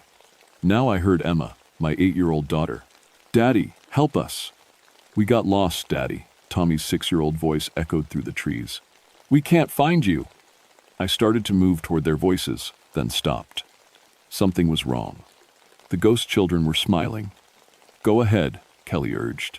"Your family needs you." "They're scared and lost," Susan added. "Don't you want to help them?" But the voices were coming from the wrong direction, from deeper in the hollow, past the stream. And Lisa would never bring the children up here at night, especially not after I'd told her about the recent accidents. "You're doing this?" I accused the spirits. "Those aren't really their voices." Little Bird shrugged. "Maybe, maybe not. Do you want to risk it?" "Help us, Daddy." Emma's voice cried again. "The water's so cold." The sound of my daughter in distress nearly broke my resolve. Every instinct I had screamed at me to run toward her voice, to help her no matter what. But I held my ground.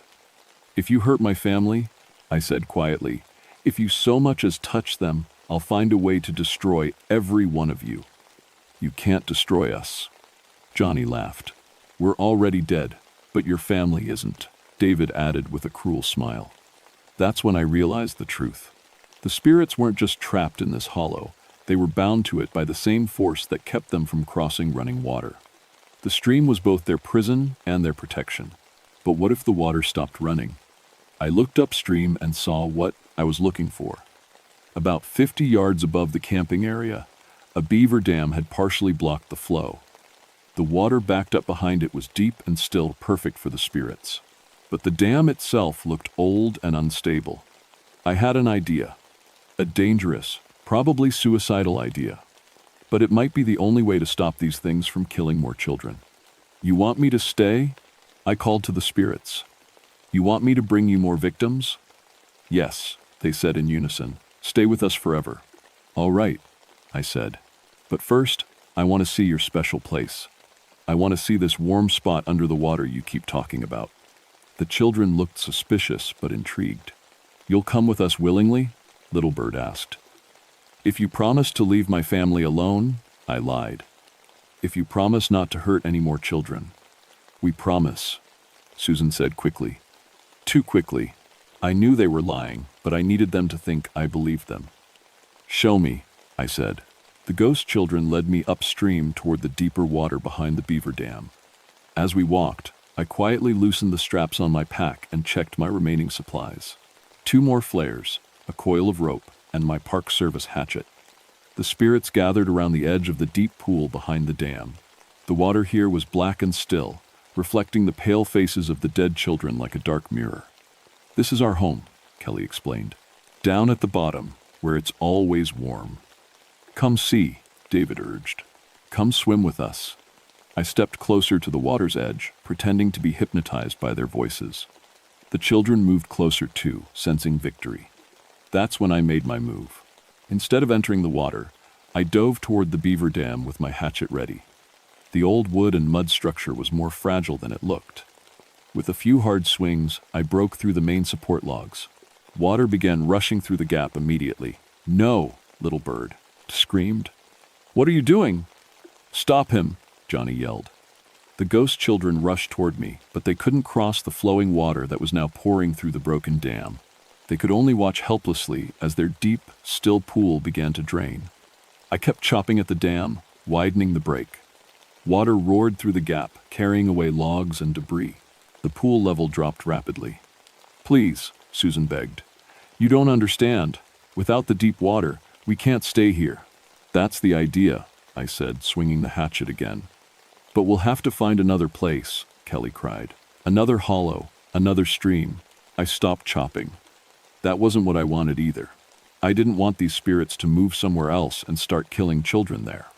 There is another way, Little Bird said quietly, if you really want to help us. What way? Take us with you, she explained. Let us follow you home. We could live in your basement or your home, children's rooms. We'd be so quiet, so good. The thought of these things near my family made my blood run cold. Never, I said.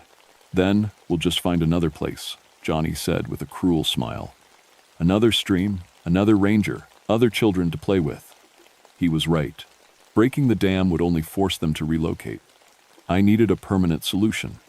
That's when I remembered the rest of what Jenny had told me about Cherokee protection rituals. Salt could create barriers, but fire could cleanse. And running water could wash away spiritual pollution, but only if the fire burned in the right place.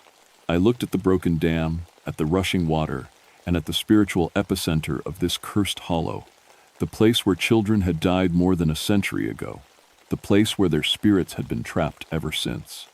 I pulled out my last 2 emergency flares. What are you doing? Little Bird asked suspiciously. I didn't answer. Instead, I waded into the rushing water below the broken dam. The current was strong, and the water was shockingly cold, but I pushed upstream toward the deepest part of the pool. Stay away from our home, David yelled. You can't hurt us there, Susan added. The water protects us. Maybe, but fire and flowing water together might be enough to cleanse this place once and for all. I struck both flares at once and dove toward the bottom of the draining pool. The ghost children screamed as the brilliant red light invaded their sanctuary. I could feel them grabbing at me, their touch like ice water, but I held onto the flares and kept diving. At the bottom of the pool, I found what I was looking for. Bones. Small skeletons still wearing the tattered remains of 1800s clothing. The Cherokee children, who had died here during that terrible winter of 1838. I placed both burning flares among the bones and said a prayer for their spirits. The underwater world exploded in light. The ghost children's screams became deafening, then faded to whispers, then to nothing at all. I felt a gentle touch on my shoulder and turned to see Little Bird one last time. But now she looked different, peaceful. Her skin was warm and brown instead of cold and blue. Thank you, she said simply. We can rest now. The other children appeared around her, not just the recent victims, but dozens of spirits from over the years. All looking peaceful now, all looking grateful. "We're not cold anymore," Kelly said with a real smile. "We're not lonely anymore," Susan added. "We can go home now," said a boy I didn't recognize. "We can find our families." One by one, the spirits faded away like morning mist. Little Bird was the last to go. "No more children will die here," she promised. "The hollow is clean now." Then she was gone, and I was alone at the bottom of a draining pool, holding 2 burning flares and running out of air. I kicked hard for the surface, my lungs burning. Just when I thought I wouldn't make it, my head broke through into blessed air. The hollow was completely quiet now. No children's voices, no unnatural cold, no sense of being watched, just the normal sounds of a healthy mountain forest. I dragged myself onto the bank and lay there gasping, staring up at stars that seemed brighter than they had in weeks. It was over. Dawn was breaking when the rescue team found me. I'd hiked halfway back to the main trail before exhaustion forced me to rest. They'd been searching since my radio went silent the night before. "What happened to you, Ashworth?" my supervisor asked. "You look like you've been through hell." I gave them the official story. Structural failure of an old beaver dam, nearly got caught in the flood, had to spend the night in the woods. Equipment damage explained the dead radio. They bought it. Rangers deal with natural disasters all the time. What I didn't tell them was that the temperature in the hollow had returned to normal, that birds were singing again in the trees around the stream, that the oppressive feeling of being watched had completely disappeared. I also didn't mention the Cherokee blessing I'd heard on the wind as I hiked out, or the fact that every single cold spot in the hollow had warmed up overnight. The official investigation into Susan Brennan's death concluded it was accidental drowning.